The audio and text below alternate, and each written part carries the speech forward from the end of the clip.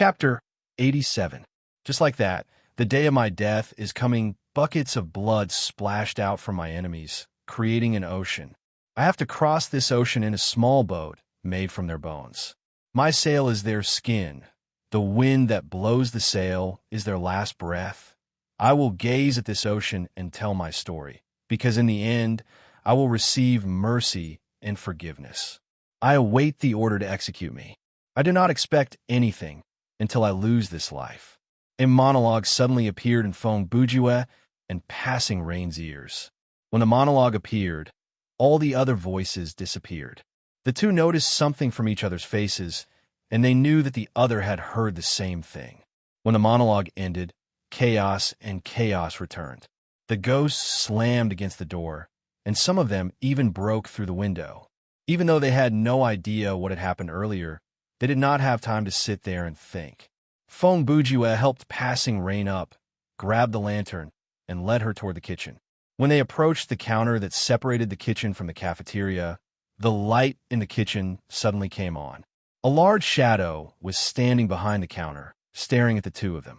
The monster's body was humanoid, but it had a pig's head. Its exposed muscles were pink in color, and it wore a white tank top and military pants. Its stomach was puffed out, and the muscles on its arms looked as hard as rocks. The monster's appearance gave the impression that Chun Ji's second brother had finally finished his workout, but from the looks of it, it did not have anything like a nine-toothed rake by its side. Feng Bujue and Passing Rain were only separated from the monster by a counter. An indescribable pressure suddenly assaulted them. They could clearly feel the presence that this monster gave off. It was much stronger than the other ghosts that had surrounded them. Just by standing face to face like this, the invisible deterrence was enough to make them unable to move. "Hello, I am Oink." He opened his mouth to greet them. By then, a large number of ghosts had successfully entered the cafeteria. They flipped over the tables and crawled across the floor to get close to Feng Bujue and Passing Rain. Oink tilted his pig head to the side and yelled behind the two players, "Get out of my territory now." He emphasized the last two words. The ghosts actually stopped moving after this sentence. They could only reluctantly look at the two prey in front of their mouths before leaving resentfully. "Go sit over there." After the ghosts retreated, Oink pointed at the table closest to the counter and signaled for Feng Bujue and Passing Rain to sit there. The two of them exchanged glances and came to a tacit understanding. They went to the table together, put the lantern on the table, and sat down facing each other. Without a doubt, the fifth mission in the ballad had begun. The good news was that the plot related to the pig-headed uncle did not seem to require fighting.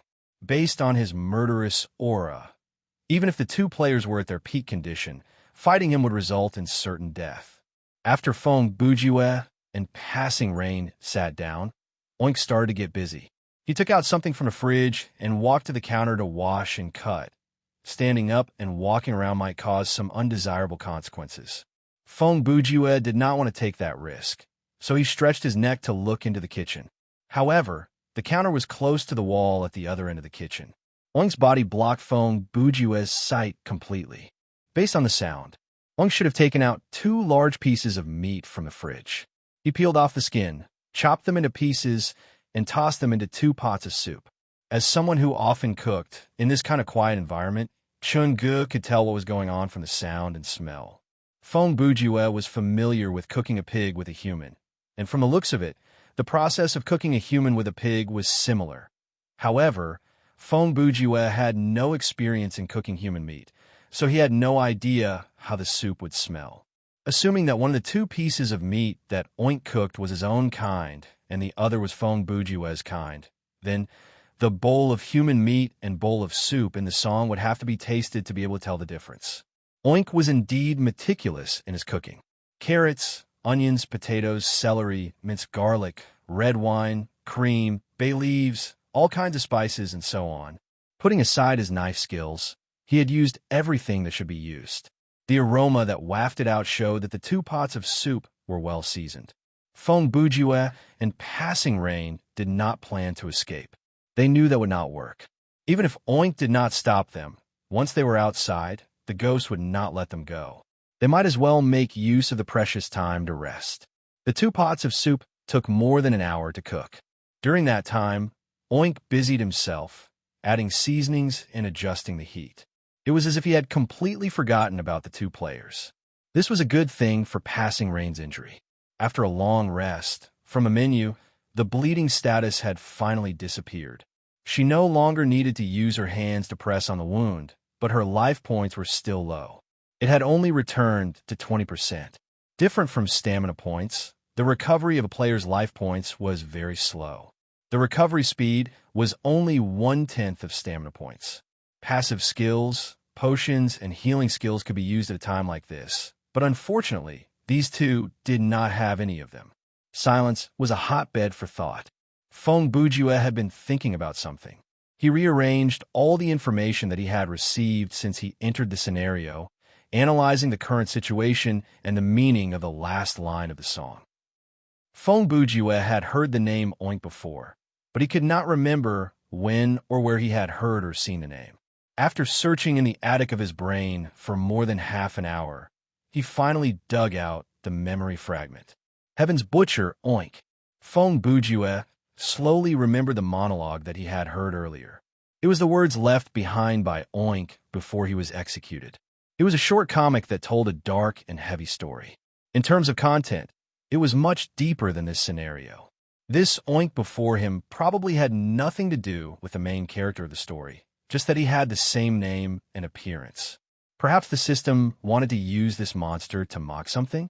Feng Bujue could not help but think about it. Oink, who had once sent his own kind to the slaughterhouse every day, had finally cooked the human who had created and enslaved him. Was that something to be proud of? A sound pulled Feng Bujue back from his thoughts. He followed the sound and realized that Oink had turned off the fire and was ladling soup into 2 bowls. Chapter 88. Not long after, the pig-headed man came out of the kitchen with 2 bowls of hot and fragrant meat soup. He walked to Feng Bujue and passing Rain's table and placed the 2 bowls on the table. Then he said, "Of these 2 bowls, one is human meat soup, and the other is pork soup." His eyes scanned the 2 of them. "Pick one each. Those who drink pork can leave this place alive, and those who drink human meat, go into the freezer and be my next bowl of soup." Oink's large body cast a shadow that blocked the light from the kitchen. In the dim light of the lantern, the 2 bowls of golden meat soup on the table looked alluring, and the aroma filled their nostrils. "I have to warn you, do not leave any soup behind. Throw it away or spit it out. Otherwise, both of you will be thrown into the freezer," Oink added. The 2 bowls on the table did not have the main ingredient. Oink only had the clear broth in them. The 2 bowls of broth had the same color, and there was a layer of grease on the surface. However, the broth itself looked clear. Visually, the 2 bowls of broth looked the same. Similarly, from a smell, one could not tell the difference. The 2 bowls of broth were seasoned using the same method. The seasoning, spices, and red wine completely covered the greasy smell of the meat. Human sense of smell was not that sensitive in the natural world, and in this situation, it was not reliable to rely on smell to tell the difference. Therefore, there was only one solution left: to taste it. Even though Thriller Paradise was good at replicating the smell of disgusting substances like blood, organs, and sewage, as long as the players could overcome their psychological barrier, there was nothing that they could not eat. Things like chewing glass and swallowing nails could be done, but it would cause damage to the esophagus, decrease in life points, bleeding, and illness. After 10 seconds of internal struggle, Feng Bujue seemed to have made up his mind. He picked up a random bowl of soup, and without saying a word, ignoring the fact that it was still hot, he raised his head to drink it. In less than 10 seconds, he finished it all. Passing Rain looked at him and thought, "I don't have any other choice. I'll have to finish the remaining bowl. At worst, I'll die." Who would have thought that after Feng Bujue finished his bowl, he would grab the other bowl from the table without saying a word? He brought it to his lips and gulped it down. Similarly, he finished it in less than 10 seconds. Passing Rain was stunned. Initially, she did not get it, but after a few seconds, it dawned on her. The first bowl that Feng Bujue drank must have been pork soup. After he finished it, he knew that the bowl on the table was stewed with human flesh. To protect her, he snatched the bowl away from her and drank it. Feng Bujue's plan, but things were not that simple. Before he drank the soup, he did think, no matter what, he was a girl. Therefore, he had to make the first move and drink as fast as he could. If he had picked a bowl of human meat soup, then so be it. He would have just died. And if he picked the pork soup, he would snatch the bowl of human meat and drink it. However, the plan was just a plan. After he started drinking, the situation changed. The first bowl of soup, frankly speaking, tasted quite good, even in such a scary atmosphere. For that moment, Feng Bujue felt a sense of satisfaction, like he was enjoying a delicious meal. Therefore, he confirmed that this bowl of soup was not made of human meat. If it was, then his problem was not just the loss of fear. He probably had the same hobby as Professor Hannibal. But when he tasted the second bowl, Feng Bujue was stunned. The taste of this bowl of soup was the same as the first bowl. He threw caution to the wind and drank it in one gulp. After he finished both bowls, he was confused. Which bowl is the human meat and which bowl is the soup? What do you think you're doing? Oink stared at Feng Bujue and asked in a low voice, "Protecting your friend, is it? Humph. Can I get 2 more bowls?" Hearing that, Feng Bujue slammed the table and stood up instantly. He glared at Oink with a very arrogant gaze. The line that he did not say out loud was, "Do you think I won't trip you?" Oink was unfazed. He calmly turned around and walked into the kitchen. As he walked, he said, "Follow me." This was obviously directed at Feng Bujue. Passing Rain quickly grabbed his arm. She looked into Feng Bujue's eyes and shook her head. She believed that Oink's invitation was to cut Feng Bujue up like a grain reserve. But Feng Bujue merely smiled and waved his hand. At the same time, he returned the ownership of the lantern to Passing Rain. Before he left, he used his finger to write "Wait for me" on her palm. Then he made a gesture, telling her to sit down. For some reason, Feng Bujue's action was very reassuring. It was as if he would be back in no time. After following Oink deeper into the kitchen, since Passing Rain was not there, Feng Bujue could speak after lowering his voice. He opened his lips to say, "Those 2 bowls are not made from human flesh, right?" "Of course not," Oink said. "But that doesn't mean that I can't make them. I invited you in because I want you to see what I have." He walked to the freezer and opened the door to a 45-degree angle. Standing in front of the door, he took out a piece of meat that was about 1 meter long and in a U shape. It was hanging on a metal hook, and with a swing of his hand, he placed it on the cooking table. Upon closer inspection, one would realize that it was the lower half of a human's body. The kid in the well was a coward when he was alive, but after he died, he not only killed his enemy, he also killed many ruffians who had no grudge against him, Oink said. Oink said, after being injured by the Onmyoji, he was still restless, so I went to cut him into 2 to make him behave. As it spoke, it pulled out an armless corpse from the huge freezer and said, "This is a ridiculous music teacher." He was very self-righteous when he was alive. He felt that being a teacher was a waste of talent. He always wanted to be a composer, but the things he wrote were rubbish. Until one day, when he was making rubbish alone in the music room, he had a heart attack and became a ghost who forced others to listen to his performance. At this point, Feng Bujue had a general idea of what was going to happen next. "Let me guess, there's a dead child inside the freezer." "You killed the dead child," Oink replied. He took out a female body that had been gutted from the freezer. "This is its mother. Just as you guessed, before she committed suicide, she cut open her pregnant stomach with resentment." Then, Oink closed the freezer door and took out a glass bottle from one of the cupboards. The bottle was filled with blood, and 2 human eyeballs were soaked in it. This was a beautiful girl, especially her eyes. They were very attractive. She was very vain and knew how to use her beauty to achieve her goal. She dated several boys at the same time and had them buy her expensive things to please her. One day, some of the girls who were jealous of her forced her head into the sink that was filled with water. They only wanted to teach her a lesson, but they were blinded by jealousy, and sin overflowed from their minds and bodies. When the blood in the girls' lungs dyed the water red, they realized that tragedy had already happened. He paused. This ghost's resentment is very strong, and she has killed many people. Even after I gouged her eyes out, it did not stop her. If anything, it only increased her habit of collecting eyeballs. Phone Bujua said, then, the dimension that the 13th step leads to is related to you as well. What do you think the people who were killed by the ghosts earlier have gone? Oink replied, Air, you created that dimension to be a trash can for dead souls?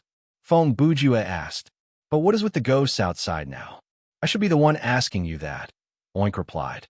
Oink asked, why would the ghosts outside the school gather here to hunt you down?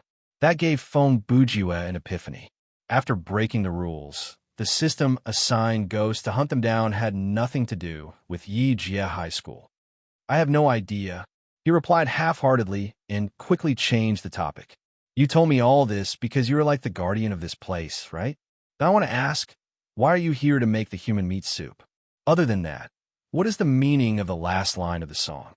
Naturally, I am here to help you, Oink said, or rather, to help those who have the courage to drink the soup. When Phone Bujua heard that, he suddenly realized something.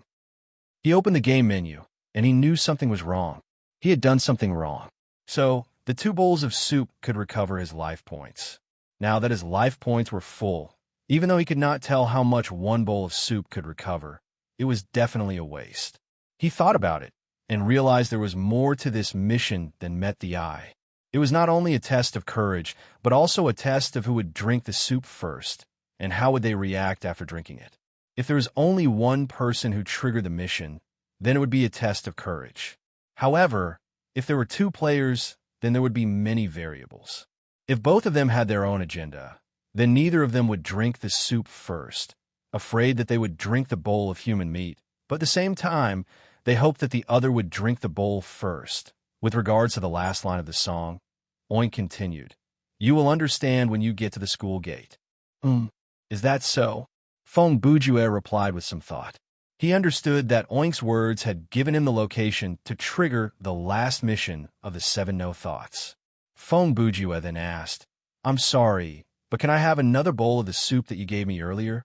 Do you want to give it to your partner? Oink replied, sure. He paused for 2 seconds before continuing. But the 3rd bowl will be extra. What are you going to give me in exchange? Oink's eyes suddenly turned menacing. An arm?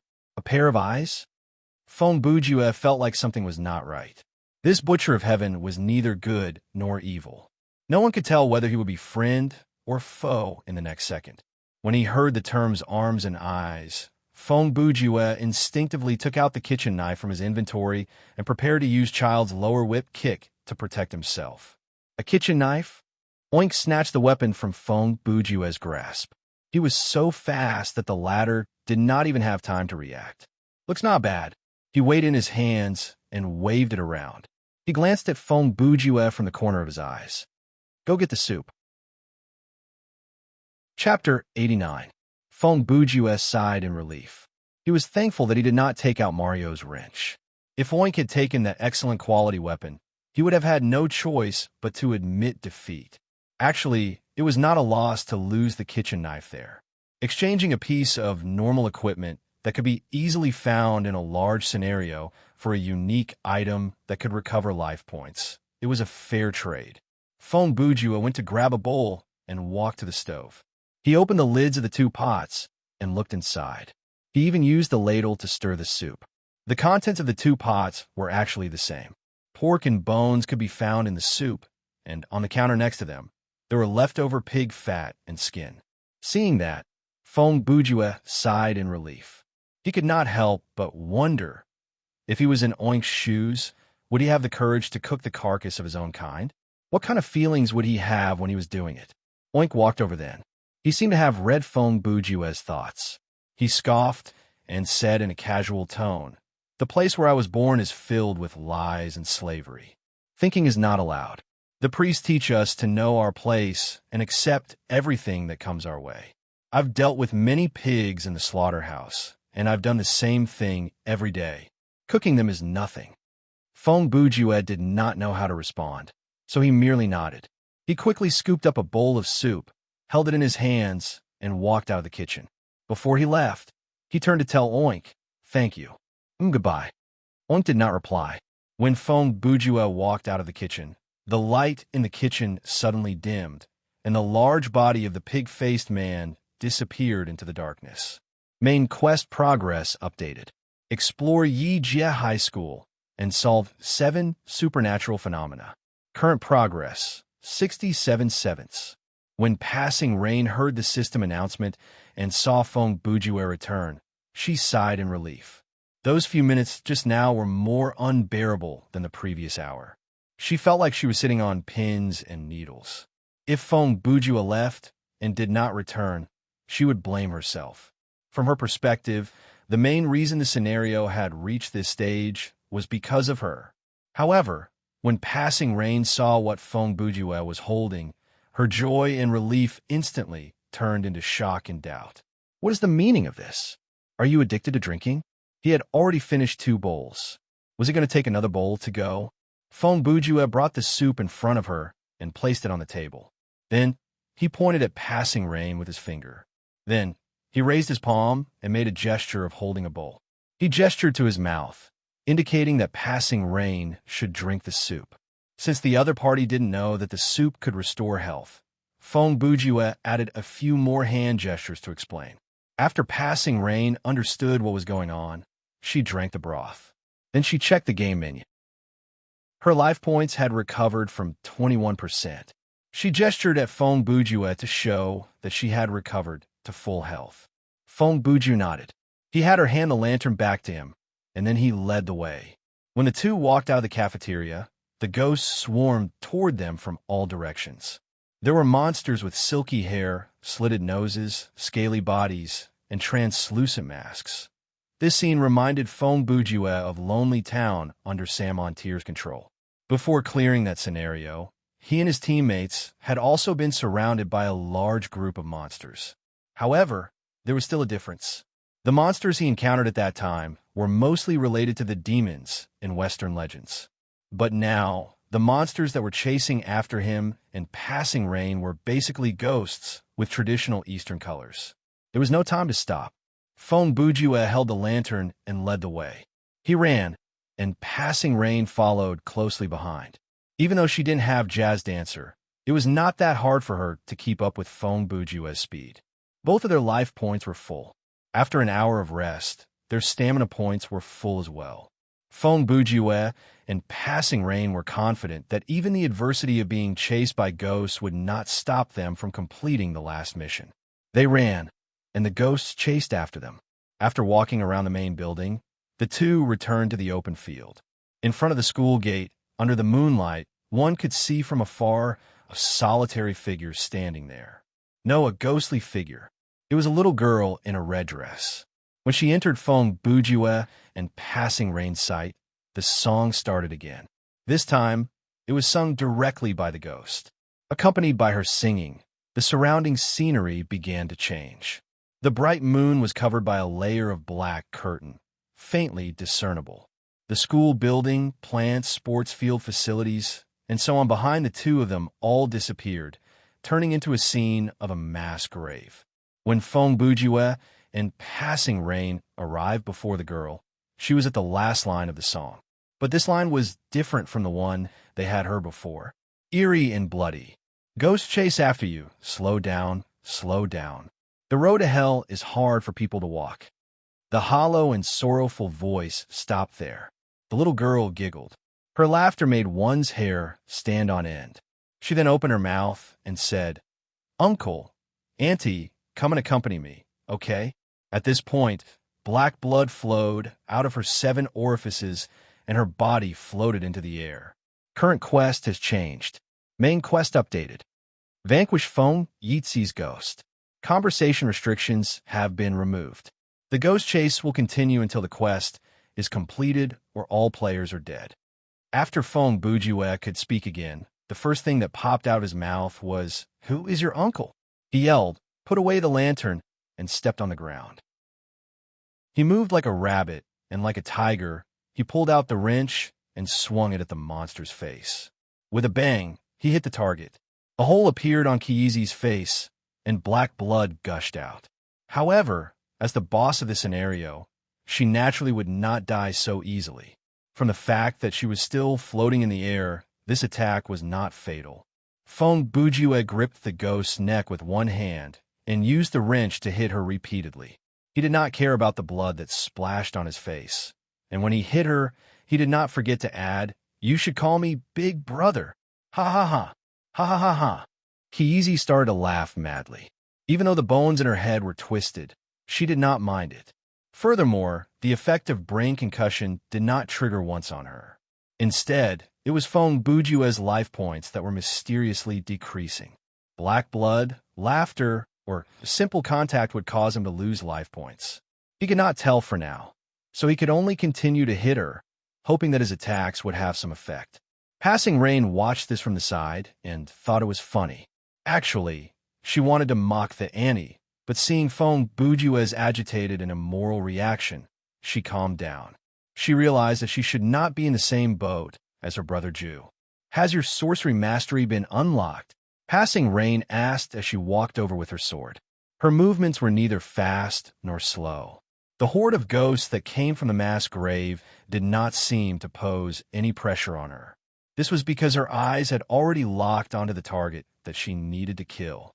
"Yes," Feng Bujue replied. "What's wrong?"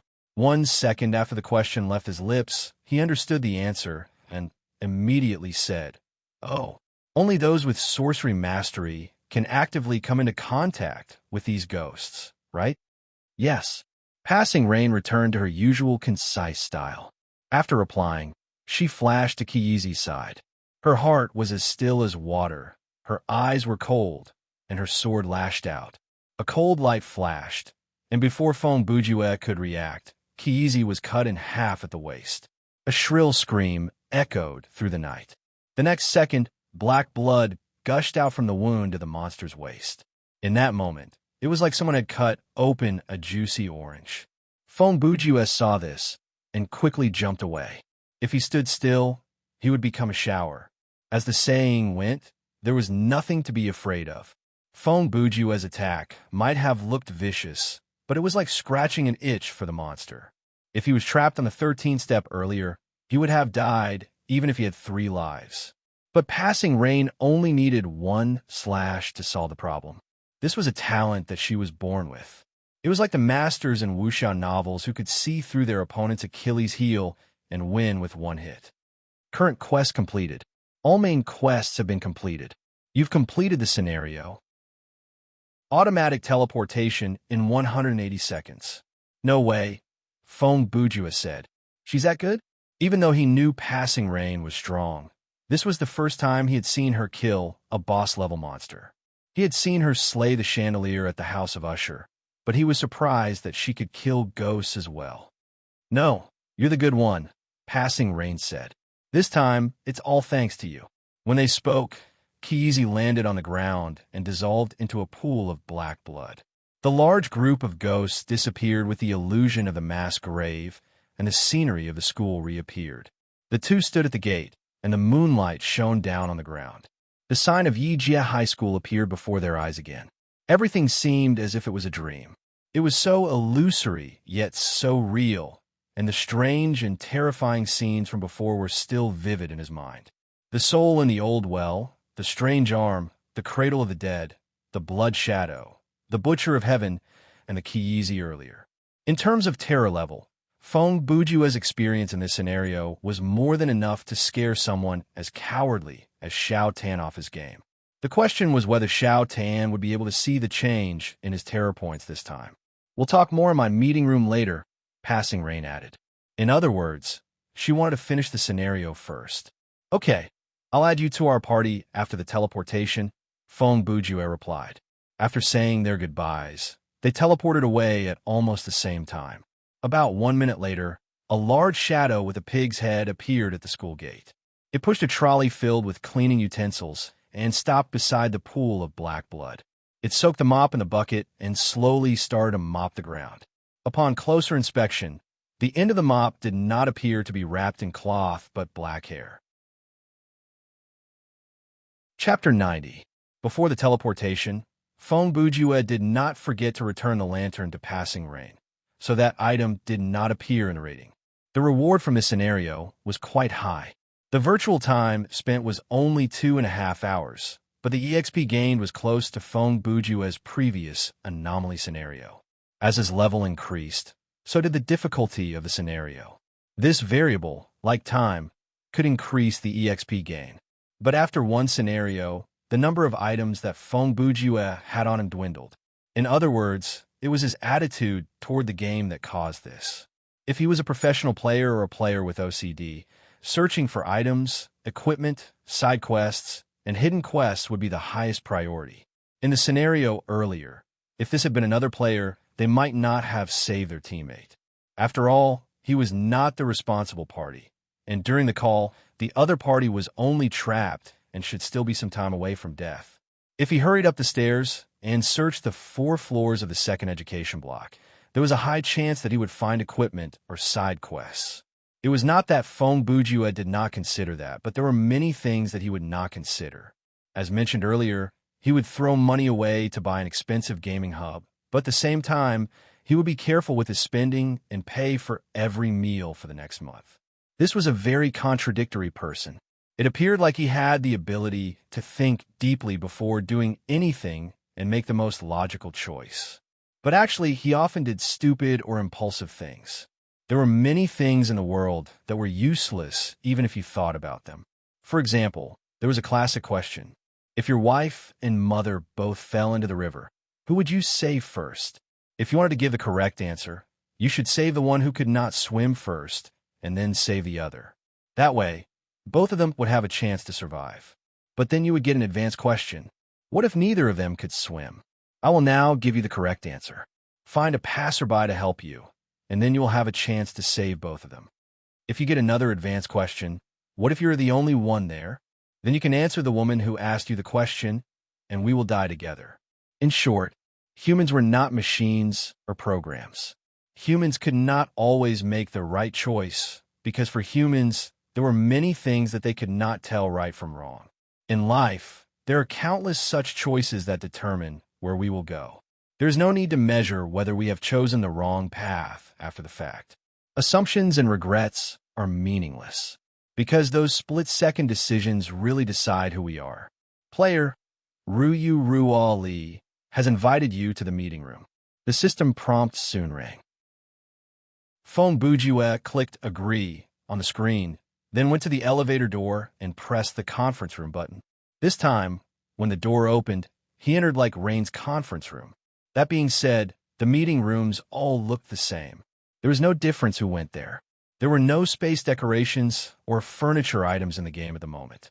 However, it was not clear if there would be any in the future. Passing Rain was already seated at the conference table. When she saw Feng Bujue enter, she said, "You can send me a party invite in the public space." "Let me try." Feng Bujue also sat down at the table and told the other party, "Form a team." Passing Rain burst out laughing. "Use the menu." "Air." Feng Bujue smiled awkwardly and completed the party. "Thank you for the script earlier," Passing Rain said. Actually, I think it was mainly because of you. The part of the battle that you dealt with, I would not have been able to deal with it," Feng Bujue replied. Since Feng Bujue said that, she cut to the chase.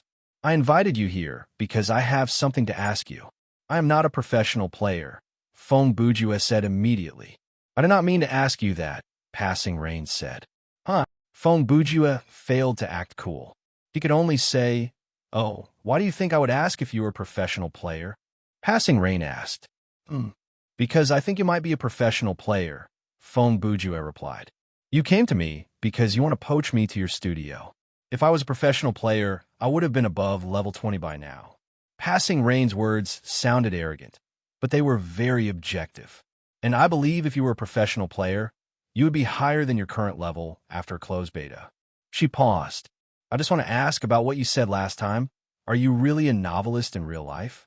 Feng Bujue was startled. He did not expect this question. "Yes, how can I help you? What is your pen name?" Passing Rain wanted to hear Feng Bujue say it voluntarily. "My pen name is Bujue." "What about it?" Feng Bujue asked. Passing Rain suddenly sped up. "What is the scariest thing between a man and a woman?" "Angry marriage certificate." Feng Bujue was confused why the man would suddenly ask that. but he knew the answer very well. What is Detective Baika's favorite advice to his prisoners? Do not bend down to pick up soap in prison. What is the name of the novel that you finished 2 years ago? Air. The Internet of Murder is not a bad ending. In the time that cannot be returned, the female main character whispered into the main character's ear. She said, I will wait for you in the future. Remember me. Fong Bujua interrupted her. He gave a long sigh.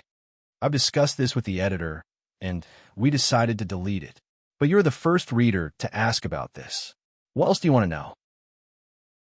By then, Fong Bujua understood that the woman wanted to test whether he was the imposter Bujua or not.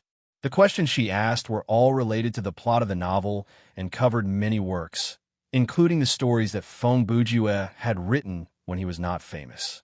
Obviously, these were questions that only a die-hard fan would ask. There's no need for that, Passing Rain said. I believe you. Fong Bujua smiled. I say, Passing Rain, what? Actually, with my popularity, even if other people were to pretend to be a third-rate celebrity, they would not pretend to be me, Fong Bujua said. But you seem to be he wanted to say loyal fan. But before he could say the last few words, Passing Rain interrupted him. No. Then, how come you know so much? I have a good memory. And, I have a wide range of reading. Fong Bujua smiled awkwardly. Fine. Passing Rain maintained her icy tone, and there was no change in her expression. She reacted quickly. She tried her best not to admit that she was a die-hard fan, and this made Fong Bujua speechless. Suddenly, he thought the girl was quite cute. Fong Bujua was naturally overjoyed when he realized that his in-game friend was his loyal reader. A narcissistic sense of superiority washed over him and covered his own face. Passing Rain immediately changed the topic. All right, I wanted to ask, are you interested in forming a club? I've been busy these past few days. I haven't read the game description for the open beta yet. Fong Bujua replied. Other than having a uniform badge on the clothes, what other benefits does a club have? There will be an additional public storage function in the storage room. There will be an additional club option in the social panel. When forming a party, for every additional member in the party, there will be a 1% increase in experience. If there are 6 people in the party, then the experience will increase by 5%. Also, based on the club's ranking on the 2 leaderboards, the system will randomly give all members 2 buffs. The buffs will refresh once a week. Passing Rain mentioned a few key points. Of course, she couldn't explain them as clearly as the system did. As for the details, they would have to read the game description. In short, from an objective point of view, forming a club did have many benefits and no disadvantages. Sounds like it's not a bad idea to start a club. Fong Bujua muttered to himself. Don't forget to add me after the meeting. Passing Rain thought that Fong Bujua had already made his decision. Fong Bujua thought about it and said, to be honest, with your ability, why don't you apply to join a bigger club? They won't reject you, right? Big clubs usually have the background of a gaming studio or are opened by rich and idle players. Actually, Passing Rain's own family situation was also in the category of rich and idle, but she didn't mention it now. The former is to recruit players outside of the gaming studio to expand the club's strength. Outsiders have no access to the core resources. Powerful players enter to exchange their strength for benefits. It's just a transaction. As for the latter, non-professional players invest money to expand the club for no other reason than to become famous, to feel good, and to pick up girls. Recruit some powerful players to fill up the front. Recruit some normal players to work for the club. Recruit some beautiful players with bad intentions. Fong Bujua listened to her description and was a bit surprised. This was the first time he had heard a girl use such a cold tone to describe such things. It was also the first time he knew that there was such a heroine in the world who could say the word pick up girls without any sense of awkwardness. To put it simply, find like-minded friends to play with and stay in a small club. Passing Rain finished. Fong Bujua laughed. Who would have thought? You and I are really... He paused. He wanted to say birds of a feather, but he changed his words. Great minds think alike. I'm going to get my reward and take a stroll around the market. Passing Rain didn't continue. She stood up and said, "If there's nothing else, let's lock on to Area 10 of the market. Maybe we'll meet there." Feng Bujue also stood up and said, "Then I'll go look at the game manual and do some preparation work. I'll let you know when I'm done." The two said their goodbyes and opened the door of the meeting room twice to return to their respective login spaces. The content of the patch for the open beta was not much, at least not as much as the full game manual that Feng Bujue had read during the closed beta. He only took 10 minutes to finish reading it. As for the guild, it was very similar to the guild system in other online games. The conditions for establishing a guild weren't too excessive. As long as the player reached level 10, paid the system 100,000 game coins, and found 3 other people to sign their names, it would be fine. After Feng Bujue saw this condition, he instantly guessed. Frost Monarch and his gang probably only had 4 people in the club. Regarding the money, Feng Bujue was a bit hesitant. He could afford the 100,000 game coins, but after that, he would have to postpone the purchase of equipment to increase his stats. On this matter, Passing Rain had taken it for granted. She didn't care about 100,000 game coins at all. Based on the exchange rate, it was less than 50 renminbi. Furthermore, it would be unreasonable for a player who had participated in the closed beta to not have 100,000 game coins. Feng Bujue did not dwell on this for too long. After all, he could play without the equipment. Furthermore, he had quite a bit of money now. After the previous scenario, his game coins had increased by another 80,000. If everything went well, the Keys hooded top from the auction house could provide him with another 140,000 game coins. In any case, as long as he endured 1 or 2 more scenarios, he would have everything by level 15. Currently, Feng Bujue was still level 13. His overall status was as follows. Title: Cold-Blooded Headcracker, EXP, 8700130000, Skill Points, 660, Game Coins, 242000, Mastery. General Ability, E, Workmanship, E, Sleuthing, E, Fighting, E, Marksmanship, D, Medic, F, Sorcery, F. Inventory, 410. Mario's Wrench, Eye of Hostility, M1911, A1 Pistol, Echo Armor. Footwear, Jazz Shoes. Storage Room, 210. Puzzle Card. Monkey, Casey Jones's Mask Skills. Hasty Repair, Brat's Lower Whip Kick. Concussion, Feng Bujue had seen the last mastery in the patch. It was called Summoning. Summoning skills were very rare, and the cost to use was not fixed. Sometimes it would require the use of a specific item, and the item was random. For example, if the effect of a skill was to summon a horse, then the description of the skill would state the summoning conditions. When the player summoned the horse, they would have to sacrifice a spoon, a glass cup, a bucket of water, a petal, and so on. There were all kinds of possibilities, and anything was possible. The item required to summon the creature was all random. Even if the same creature was summoned, the sacrifice required by 2 players might be different. Other than the restriction of the sacrifice, there were many other limitations to summoning skills. It could only be used once in a scenario, it could have a very long cooldown, and it could only be used under certain circumstances. Currently, the discussion on the summoning mastery on the forums was still stuck at the fantasy stage. It appeared like no one had discovered it yet. Perhaps this was something that would only be discovered in the later stages of the game. After reading the patch, Feng Bujue still did not receive the mail, which meant that the item at the auction house had not been sold. He did not mind it that much and was not worried that the item would be returned to him. Perhaps for a normal player, the item was dangerous, but for a professional team, this kind of item that came with unlimited taunting was not bad for the player who was responsible for tanking the monster. If he ran into a gaming studio who knew its value, he would definitely buy it. Feng Bujue then went to the storage room to claim the reward for the terror rating. Since he wanted to reach level 15 as soon as possible to equip Casey Jones' mask, he chose the EXP reward. Based on his current EXP gain of 40%, Feng Bujue gained 5,200 EXP. The system quickly announced that he had reached level 14. His stamina points increased to 1,400, and his EXP increased to 9,001,4000. If he could increase his EXP to 60% of his current level in the next scenario, which was 8400140000, then with another reward, he would reach level 15. Then, Fong Bujue came to the other glass tube and drew the learnable skill card that he had obtained from clearing the scenario. What he anticipated the most was the skill from the new mastery, sorcery, followed by the fighting mastery. Honestly, his combat ability was too weak. It was brutal, but there was no skill to speak of. The only active combat skill was Naughty Kid's lower whip kick.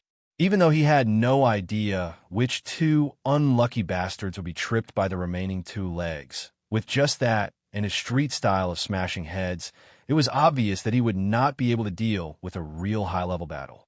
Spirit of the sky, spirit of the earth. Fong Bujue placed his palms together and raised them above his head.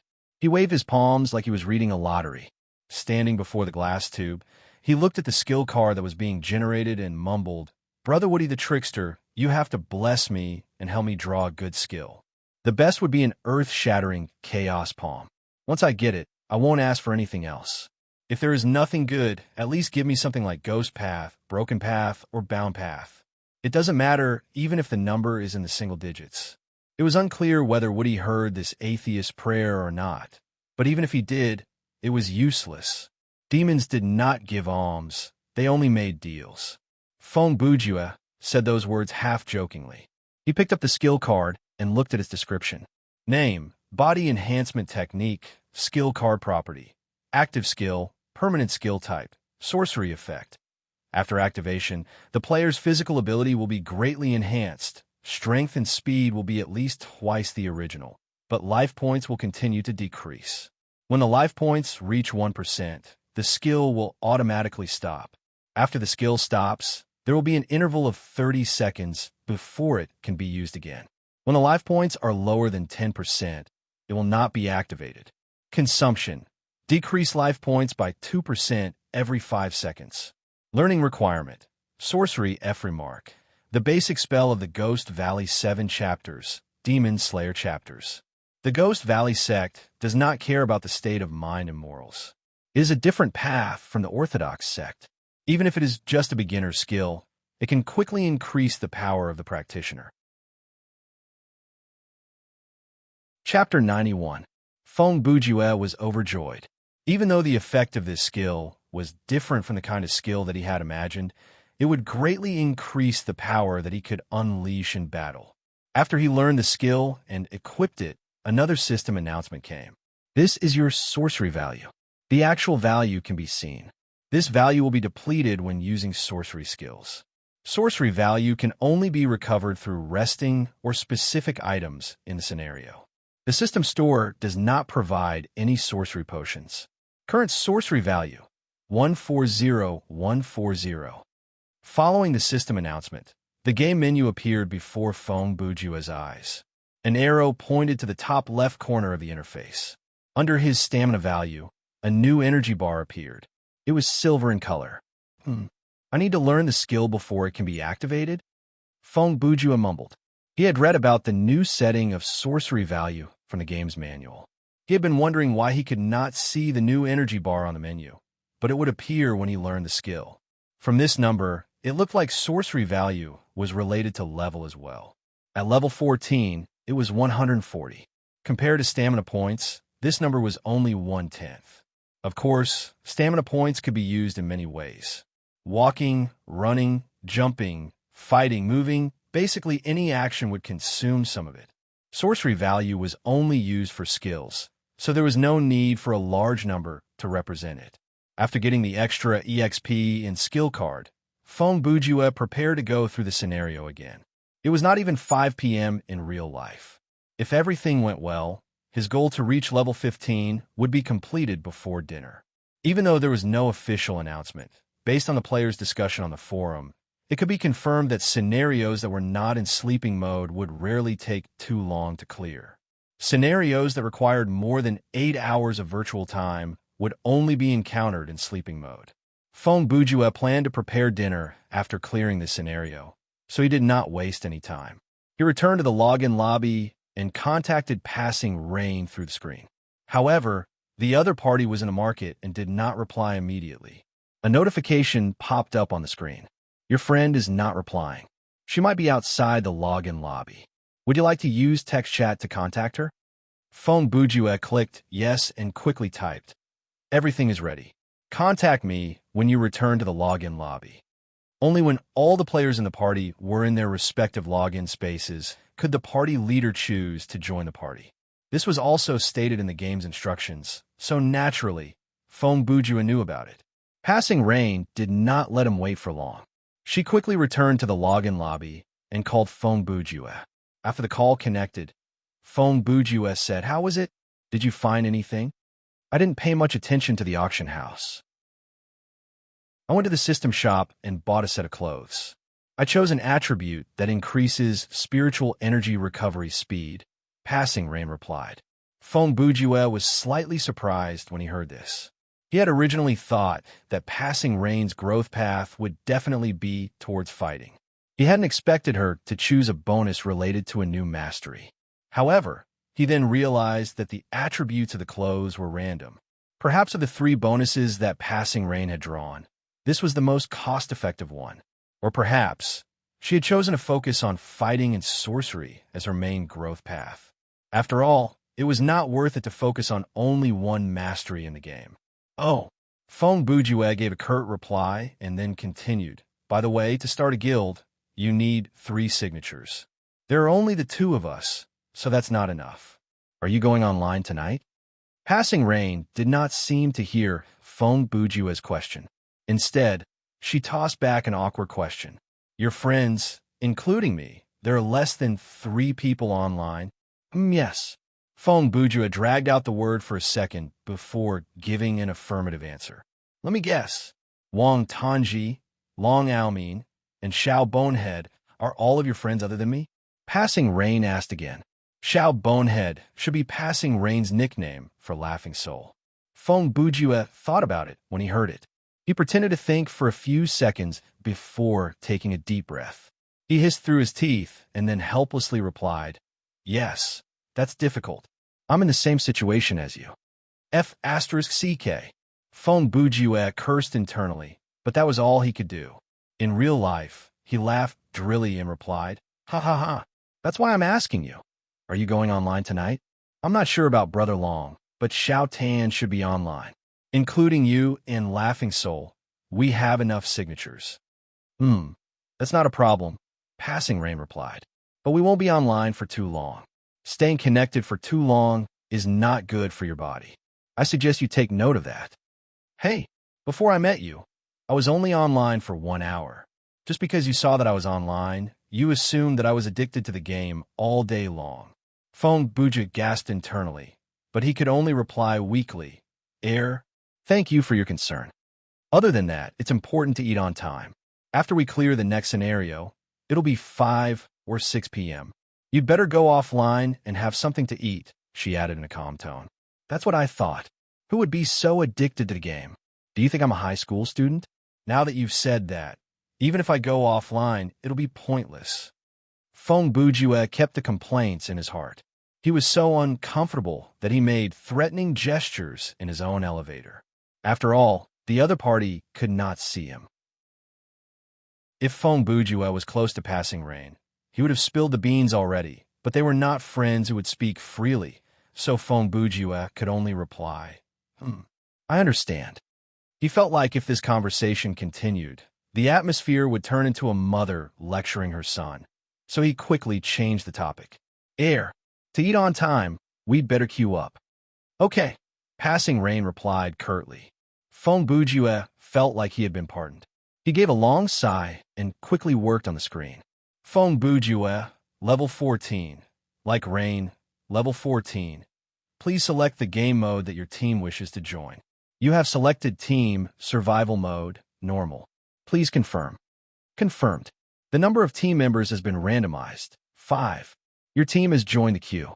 Searching for other players or teams that are ready. Matching complete. Coordinating nerve connection. Generating scenario. Downloading. Please wait a moment. Chapter 92. The scenario was based on Richard Cornell's short story, The Most Dangerous Game. If there was a similarity, it was not a coincidence. Welcome to Thriller Paradise, a low male voice said. Download complete. You're currently in Team Survival Mode, Normal. A scenario introduction is provided in this mode, and there's a chance to trigger hidden side missions and special world building. Reward for clearing the scenario. Gain 80% extra EXP from clearing the scenario. Playing the scenario introduction soon. The game will start after that. The introductory cinematic had started. The lighting in the picture was dim, and the camera was shaking. One could hear the sound of water in the engine, which meant that they were on a ship. The system audio arrived as expected. On a humid night in the tropics, the yacht you're on is enveloped in a thick and warm darkness.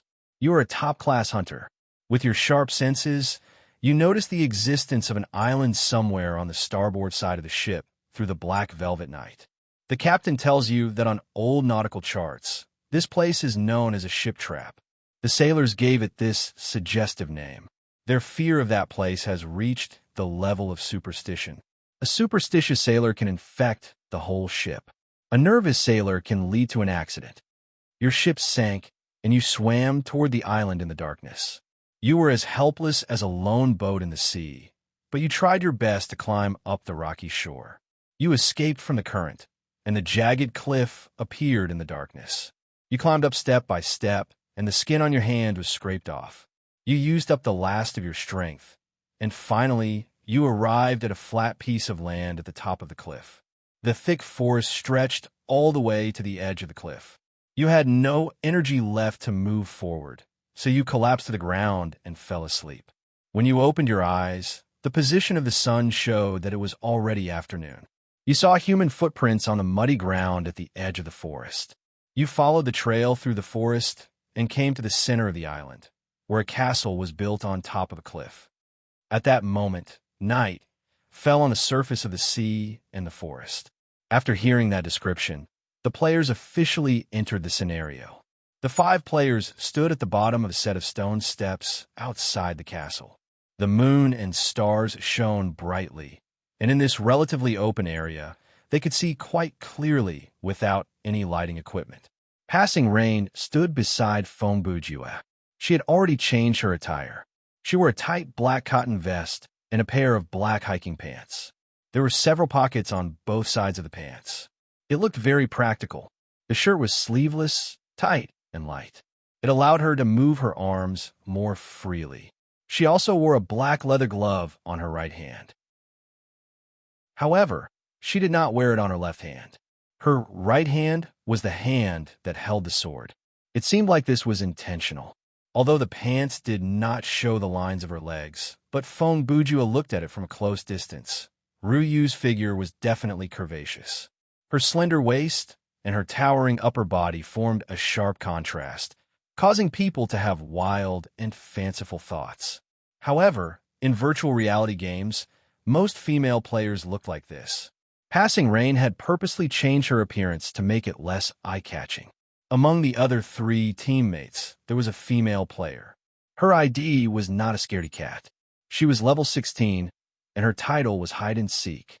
She wore a pale blue, medieval-style sorcerer's robe that reached her knees. She wore tall boots and white silk stockings. Since the game did not allow her to wear skirts, she chose a pair of short pants that showed off her thighs under the robe. In terms of appearance, not a scaredy cat looked around 18. She had big eyes, a small nose, a small mouth, skin as white as snow, and a perfect body. After all, as long as she was thin in real life and did not look too weird, she could become a goddess in virtual reality. However, that cute ID, cute title, and cute appearance made Fongbujua feel like he had been tricked. The remaining 2 male players were most likely from the same queue. Both of them were LV-15. One of them was called One Sword Stroke, but his title was Noob Swordsman. The other was called One Blade Stroke, but his title was Beginner Blade. Both of them looked like they were in their 20s. Not only were their nicknames similar, but they were also dressed in the same way. They were both dressed in green robes, and their hair was messy, draped behind their necks. They looked like ancient chivalrous warriors. This reminded Feng Bujue of Pan Feng and Hua Xiong, who he had met many years ago. Their style was similar to the two before him. They had probably come up with their ultimate goal in the game when they were naming their characters. The most common tragedy that happened to this kind of player was if their growth deviated from their original goal.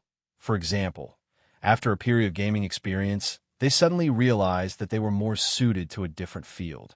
In the end, they became a character with a marksmanship or medical mastery. Then, their IDs would be out of place.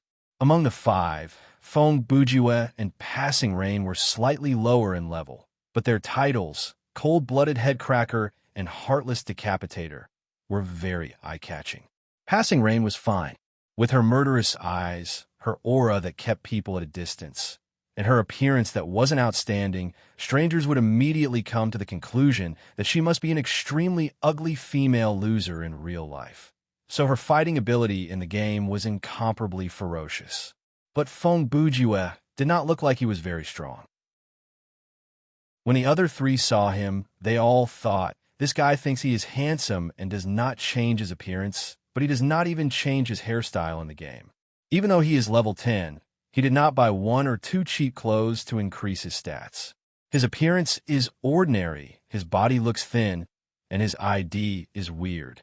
This guy looks so casual, but he has a seemingly strong ID. Could it be that this guy is hiding his strength? Or is he a pervert in real life?" The five greeted each other as they observed each other, trying to gauge each other's strength. After a few exchanges, not a scaredy cat widened her eyes. She pointed at the badges on one blade and one sword's arms and said, "Wow, so you guys are members of that famous Jiang Hu guild?" "Huh, that's right. Actually, it's not that big of a deal," one sword replied, but the word "big of a deal" was written all over his face. Feng Bujue glanced at their badges. It was the symbol of a white cloud, and the word Jiang Hu was written on it. This should be a guild that was similar to a gaming studio. Feng Bujue remembered very clearly that on the overall strength and fighting ability ranking, Jiang Hu was ranked 17th in terms of overall strength and 11th in terms of fighting ability. However, Feng Bujue believed that these two were probably not professional players from the gaming studio, but normal players that the guild had recruited to expand its size. If they were internal members of the gaming studio, they would not be as low as level 15. And if they were members of the gaming studio who had just entered the game during the open beta with the experience and the support of equipment, their titles would not have been so useless. However, it was not a scaredy cat who had the title of Hide and Seek who raised Feng Bujue's suspicion. Jiang Hu was ranked outside the top 10 on both the guild rankings. Normally, when a player looked at these rankings, it would be impressive if they could remember the top 5 or 6. Most people would only remember the top 3. Therefore, there were 3 explanations for her action. First, she was a professional gamer. Second, she was a pro gamer with a good memory. Third, she did not know that World of Martial Arts was on those 2 leaderboards. 1 minute ago, she had not even heard of World of Martial Arts, but when she saw the guild badges of the 2 players, she pretended to admire them and said something as ambiguous as very famous. These thoughts flashed across Feng Bujue's mind. Combined with the title of Hide and Seek, Feng Bujue only needed 3 seconds to come to a conclusion. He immediately leaned close to Passing Rain and whispered into her ear, "If there's a chance, we'll split up from the 3 of them. We have to avoid that not a scaredy cat." Passing Rain glanced at Feng Bujue. She did not ask why, but chose to trust him unconditionally. "Okay," she answered softly. When the 2 spoke, their expressions were natural. Even their lips did not move, so the other 3 did not notice them at all. In the next few minutes, not a scaredy cat looked at the 2 guild members with admiration and said many nice things. One sword and one blade soon felt like they were on cloud 9. Actually, they had just joined the guild that morning, and they were not internal members of Jiang Hu. They were just 2 of the many small characters at the bottom of the guild. But after being praised by the beauty, the 2's confidence really rose. They thought it's one thing to compare with the big bosses of the guild because they're all professionals, but compared to this other male compatriot, that Feng Bujue, I'm still quite strong. He can't even afford a single outfit. Just how poor is he? No one or no guild wants him. Human mentality was so subtle. In small to medium-sized groups, especially in front of attractive members of the opposite sex, humans would always instinctively look for an individual who was weaker than them in some or all aspects. They would compare with them in their hearts, looking for something that seemed to give them a sense of superiority. In fact, it was just a sense of security that played the role of self-comfort. It was like telling themselves, "At least I'm not the worst." Several minutes later, an NPC appeared to announce that it was time for the players to prepare. Next, the plot was about to begin. With a dry creaking sound, the castle door was opened. A ray of light shone through the door, and it was very bright. A tall man walked out slowly with a revolver in his hand. The man was large and muscular, and his beard reached his waist. He had a striking appearance and left a deep impression on the others. Combined with the fact that he was holding a weapon, this made the group wary. Chapter 93. Not a scaredy cat quickly hid behind one blade and one sword, pretending to be shocked. The two took out their weapons and stood before her, preparing to deal with the man's possible attack. "Let them in, Ivan." A man's voice came from the door behind the man. "They're my guests." The voice was polite and had a slight accent. Hearing that, Ivan put down his gun and walked back to the door. He used his muscular arms to open the door and then looked at the players silently. Main quest triggered. The system announced, and everyone could see the quest content in the menu. Enter General Zarov's castle and listen to his explanation of the game rules. When Feng Bujue saw the quest, his expression changed quickly, and he mumbled softly, "General Zarov." "Ivan, wait. I am a hunter, and I came here because of a shipwreck." He suddenly raised his head, and his eyes were serious. The most dangerous game. Richard Cornell. In the attic of his memory, the content related to this story appeared instantly. When his inspiration ran dry, Feng Bujue would often read some short stories to relax. At the same time, he collected material, so he was quite familiar with the content of these novels. If he was not mistaken, this scenario was a game of hunter, and Feng Bujue knew very well that the players would play the role of the prey. After a moment's hesitation, one blade and one sword turned back to ask for Feng Bujue and passing Rain's opinion. After all, if it was a good thing, everyone would fight for it. But if there was danger, it was best to have someone else do it for them. If they could not do it, they would ask for the other's opinion first. That way, if something happened, they could push part of the responsibility onto others. Feng Bujue shrugged, sighed, and walked to the front. As he walked, he said, "Just follow the quest instructions." Ivan stood at the door like a ferocious giant statue, full of deterrence. However, Feng Bujue did not even take out his weapon.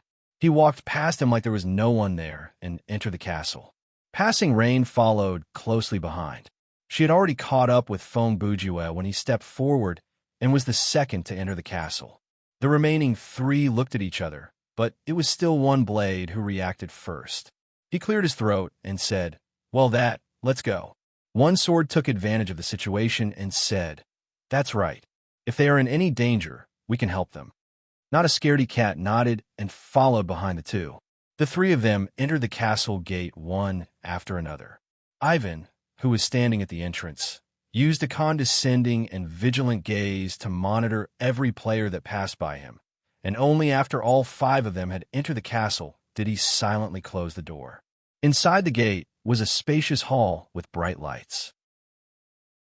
The marble steps leading to the second floor were wide, and a well-built man in a tuxedo stood erect, watching his five guests. General Zarov was already past his middle age. He was tall and handsome. His hair was white, but his eyebrows and beard were still black. His eyes were also black and bright. Other than his distinctive facial features, there was something unique about his face. It was the presence of someone who was used to giving orders. "I am very happy and honored to welcome all of you excellent hunters to my home," he said with a slight bow. "I am General Zarov." He introduced himself and made a gesture. When Ivan saw Zarov's gesture, he put away his gun, saluted, and stood at the corner of the stairs. "Please forgive my subordinate's rudeness, gentlemen, and, of course, ladies." Zarov's unique tone made his every word sound like he had thought through every word carefully. Ivan is a simple man, but he is a bit barbaric. He is unbelievably strong, but unfortunately, he is mute. God has given him some things and taken away some things. When he said that, his expression was interesting. He looks like a Cossack, Fong Bujua commented. Of course, he knew that. That's right, my friend, Zarev replied. He smiled and squeezed out the words through his sharp teeth and bright red lips. Me too. He made another gesture, and Ivan quickly walked over and stood in front of the general. Zarev said a few words to him, but only his lips moved. No sound came out. After Ivan received his orders, he left the hall and disappeared. Zarev then said to the crowd, "Everyone, please follow me." As he spoke, he walked down the stairs and led the crowd to a corridor. A few minutes later, they came to a large, medieval-style study.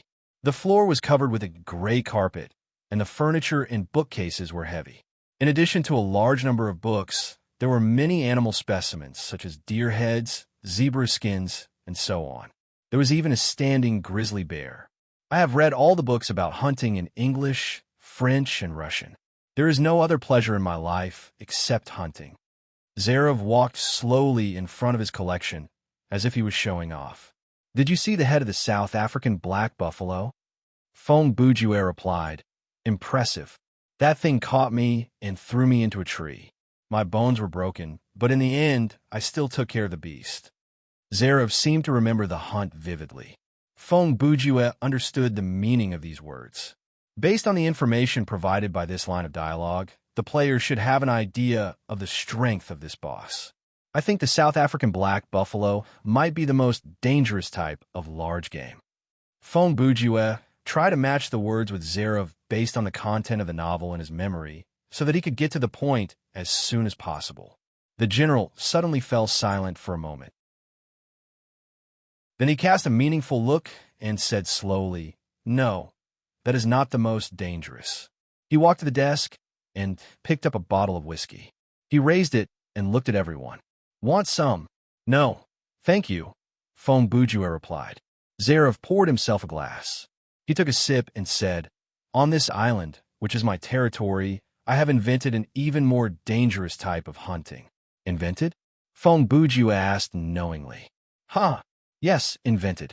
The general nodded with a smile. "You must be curious. How did you invent hunting?" He paused. "Of course, I am not God. I cannot create a dangerous animal out of thin air. However, I have discovered a species that has existed for a long time, but no one has ever hunted it before. They are not native to this island, but I can get them myself." "What kind of game did you introduce, General? Could it be a tiger?" Fong Bujue was still matching words with the boss. Aside from passing rain, the other three were a little confused. They were all thinking, this kid is too into the role. Does he really think he's the hunter in the script? Why is he wasting so much time with an NPC? Zarev grinned. "No, I'm tired of tigers. I've had enough of them. Hunting tigers have lost their appeal to me. Those animals can no longer make my hands tremble, not even for a second." He took out a golden cigarette case from his pocket and held a long black cigar in his mouth. The cigar had a silver logo on it, and when it was lit, it emitted a fragrant smell like incense. I am the kind of person who is born to enjoy danger, but most animals no longer make me feel threatened. Zarev blew out a puff of smoke. God made some people into poets, some into kings, some into beggars, and he made me a hunter, the best, the strongest. His expression dimmed.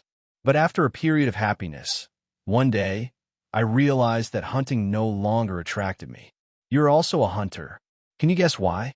If you view hunting as a sport, you always know you will win before the game starts, right? Fong Bujue asked. "Yes, I did not expect you to understand," Zarev said happily. "I always succeed in hunting my prey because they are just animals. They have nothing but their legs and instincts. But I am a human with intelligence. Using intelligence to compete with instinct is not fair." When I realized that, I felt so sad, so sad. He took another puff of the cigar. Until one day, I had an inspiration. I realized that there is something that I have not hunted before. They are the perfect prey because they can think. At this point, other than Feng Bujue, the other four finally understood the basic situation of this scenario. General Zarov was an anti-human madman who hunted humans for the thrill of it. The mission stated that listen to the rules of the game was the rules of the upcoming hunt. Are you sure this is not a joke? Feng Bujue replied in a serious tone. Of course, he had already confirmed that this was not a joke. I would never joke about hunting, Zarov replied. I bought this island and built this house. The reason I am here is to hunt. This island is an unparalleled hunting ground. The forest is as complicated as a maze. It is filled with winding paths, cliffs, swamps, and most importantly, it is surrounded by the sea. Here, I hunt almost every day, and until now, I have never felt bored. I am confused, Mr. General. Feng Bujue said. There are 5 of us here. Can't we stop your crazy murder in the study? Ha ha ha. Zarov guffawed. Murder? No. This is a game of wits, a game between the hunter and the prey. His eyes scanned the 5 players. As for the situation that you mentioned, he raised his arm and made a gesture. Ivan appeared out of nowhere with a tray in his hands. He served the general a cup of aromatic Turkish coffee. He placed the coffee down and stood beside Zarov like an iron tower. His eyes were like torches as he stared at the players present. Once, a group of Spanish sailors came to this island. I invited them to join me in my hunt, but they refused and showed obvious hostility, Zarov said calmly.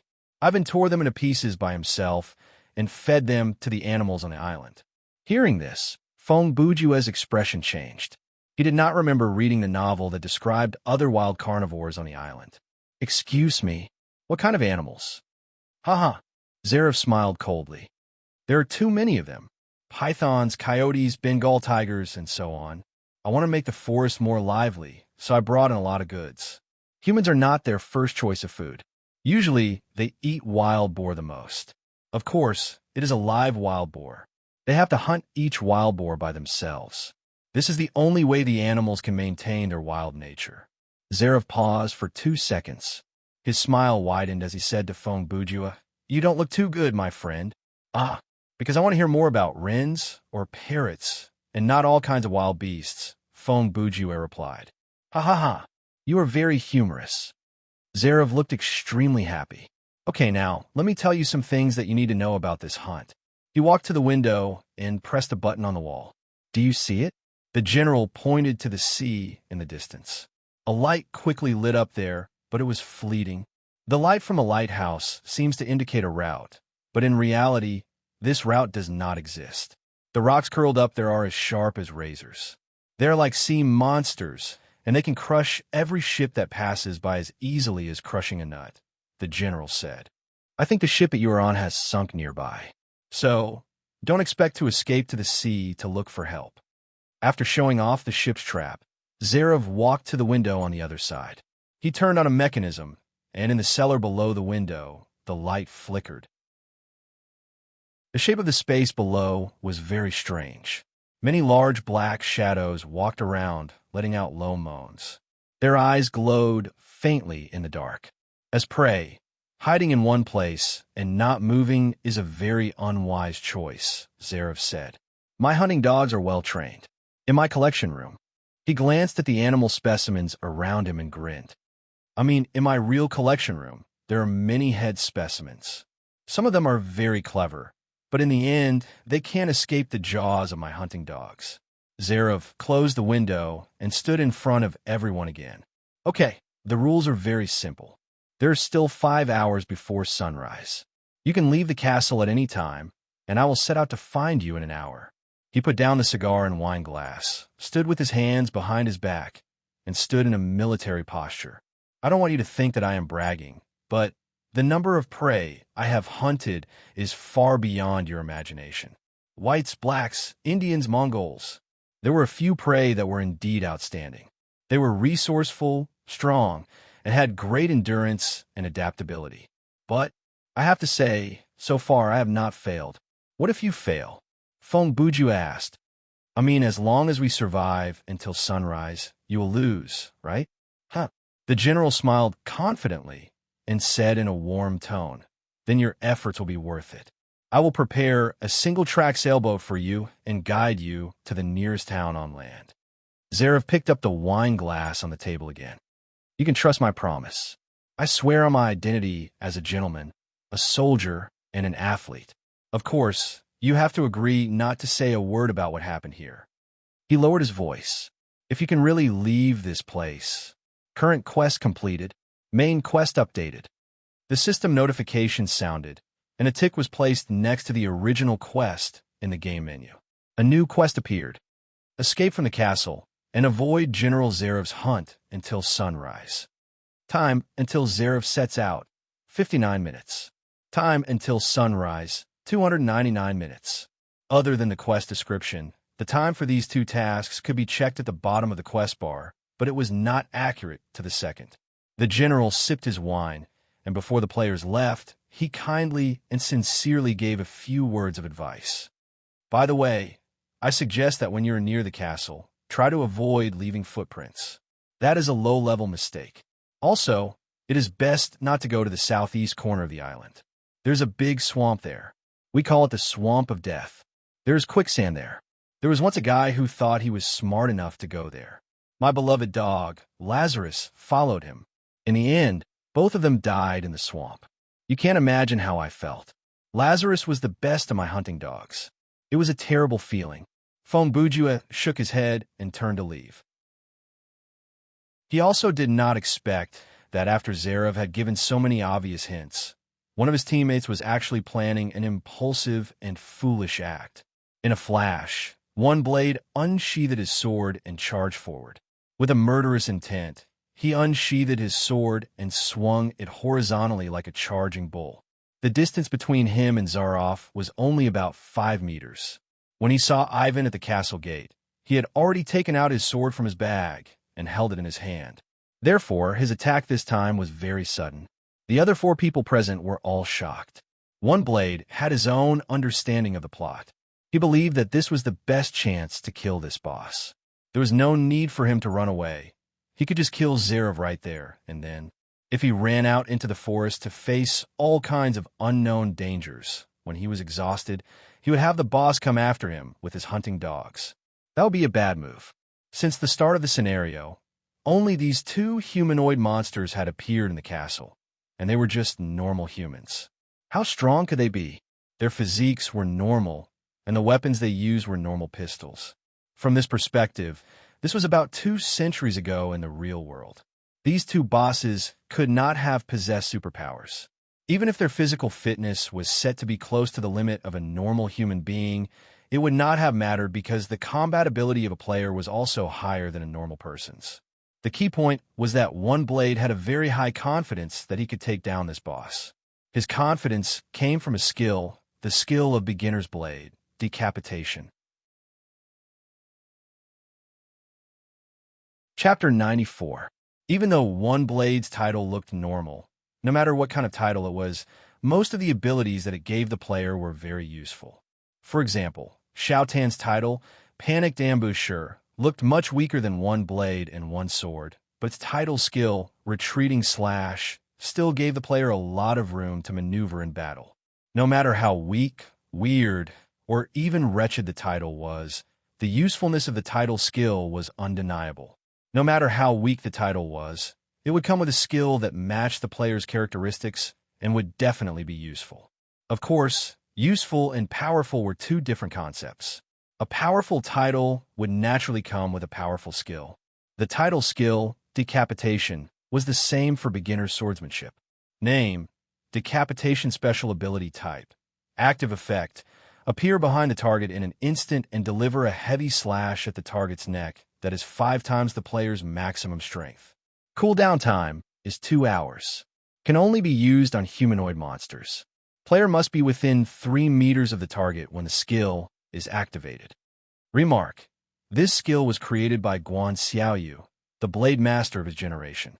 When Guan Xiaoyu was 18, he already had a ferocious face. After 3 years of learning, he became an executioner for the imperial court. At that time, the court was corrupt and eunuchs were in power. Guan Xiaoyu executed many loyal people over the years, and the hatred in his heart could not be quelled. At the age of 23, Guan Xiaoyu decided to step into the world of martial arts and seek revenge. One blade charged forward. When he was within 3 meters of General Zurov, his lips curled into a smile. It was as if the boss's head was already in his hands. 1 second later, one blade disappeared from everyone's sight for a brief moment. He then reappeared behind Zurov and swung his blade at the back of the man's neck. Then there was a muffled thud. As if he knew where one blade was going to appear, Zurov elbowed him, and at the same time the blade appeared, it hit one blade's ribs. Before the blade in one blade's hand could touch Zurov's skin, he was sent flying by the boss. He slammed into the wall and coughed out a mouthful of blood. Yidao's eyes were wide open. The shock and pain caused him to lose the ability to move. The impact of the attack just now was abnormally huge, causing one blade's internal organs to be severely injured. Although there were no wounds on his body, almost all the ribs on his left side were broken. The displaced broken bones caused serious internal bleeding, which added the bleeding effect. One slash's life points dropped to 5%, and it was still dropping. It was too late for the others to save him because Zurov stood between them and said in an unquestionable and cold tone, "Look at your friend. What kind of rude and reckless behavior has he committed?" He did not even look at one blade who was sitting on the ground. He knew very well that this player would not be able to stand up again. If he wasn't so weak, perhaps I would have saved him, healed his wounds, given him the best food, sufficient rest, and exercise, so that he would have a chance to participate in my hunting again. It's a pity. Zarov made a gesture. Ivan saw the general's order and immediately walked to stand before one blade. He pulled out his revolver and aimed at the spot between his target's brows. Save. One blade found it difficult to speak. He only managed to utter one word before his head was blown up and his body dissolved into white light and disappeared. Team member, one blade dead. Everything happened so fast. One blade's impulsive action made it so that the other 4 could not help him even if they wanted to. From Feng Bujua's perspective, his action was no different from suicide. Feng Bujua knew very well that at the beginning of the scenario, any action that attempted to clear the scenario using the simplest and most direct method would not succeed. Unless this person had the aura of a protagonist and the aura of a domineering king. Otherwise, taking risks with a fluke mentality would undoubtedly lead to one's own destruction. Seeing his friend die in an instant, One Blade's face blanched. Actually, he had the same thought as One Blade. He thought that these two bosses were not that strong. Compared to the monsters that he had encountered in the previous scenario, these two who looked no different from normal humans were more like ambassadors of goodwill. Ivan looked slightly scarier, and General Zurov was nothing to be afraid of. However, One Blade did not have a skill like decapitation, so he did not go for the kill directly. Initially, he wanted to discuss with One Blade so that the two of them could attack together, but One Blade wanted to make a name for himself. With the support of his title skill, he suddenly charged forward. What was even more unexpected was that this boss was actually able to interrupt a skill, interrupting the effect of a high-speed skill before it could even be used. Furthermore, it almost instantly killed one sword with a single attack. Feng Bujua sighed helplessly, but he quickly came up with a plan. He wanted to use One Blade's death to gain more information. "That's right, General. My friend is reckless. But if it was me..." As he spoke, he took out the M1911 A1 pistol from his inventory, but he did not raise it to aim. Instead, he held it in his hand like it was a toy. "I would have used a more advanced weapon." He tossed a questioning look at the general. "You can't possibly be able to catch a bullet, right?" "Ha!" Zurov laughed again. "Of course, my friend. How can a human catch a bullet?" He used his hand to knock on his chest, and a heavy thud came from underneath his tuxedo. "That's why I've put on some protective measures under my jacket." He paused for a second before adding, "But I know that you're an excellent hunter, and your marksmanship must be good. If you can shoot me in the head, I'll face death calmly." As he spoke, he glanced at Ivan beside him. "But I don't recommend you do that, because Ivan will avenge me at all costs. Without a commander, he's no longer a soldier, but the world's most ferocious beast."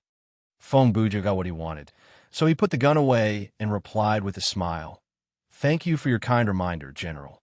Then, I think it's time for us to leave. Ha! See you later, my friend. Zaroff laughed heartily. His friendly and polite attitude, combined with his cold and murderous nature, made him a charming villain.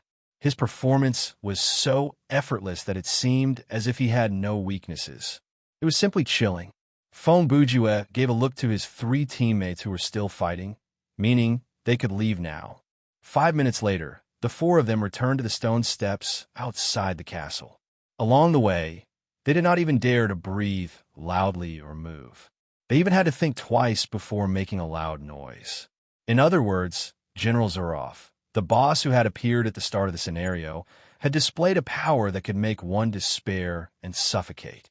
From Feng Bujue's perspective, other than a master of time and Samon Tier, of all the NPCs he had met, only Oink from the previous scenario could give him a sense of helplessness.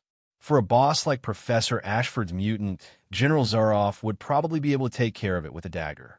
In the end, it was Feng Bujue who spoke in a concluding tone to break the silence.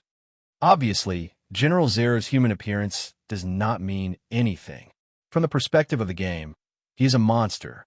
He is a hunter whose physical fitness is 10 times greater than ours. He is a hunter with a meticulous mind, rich in experience and strong in execution. And we are his target, or rather prey. Of course, you don't need to tell us that, One Sword said. I don't know if you realized it after listening to my conversation with Zaroff, or after One Sword was knocked out by the elbow.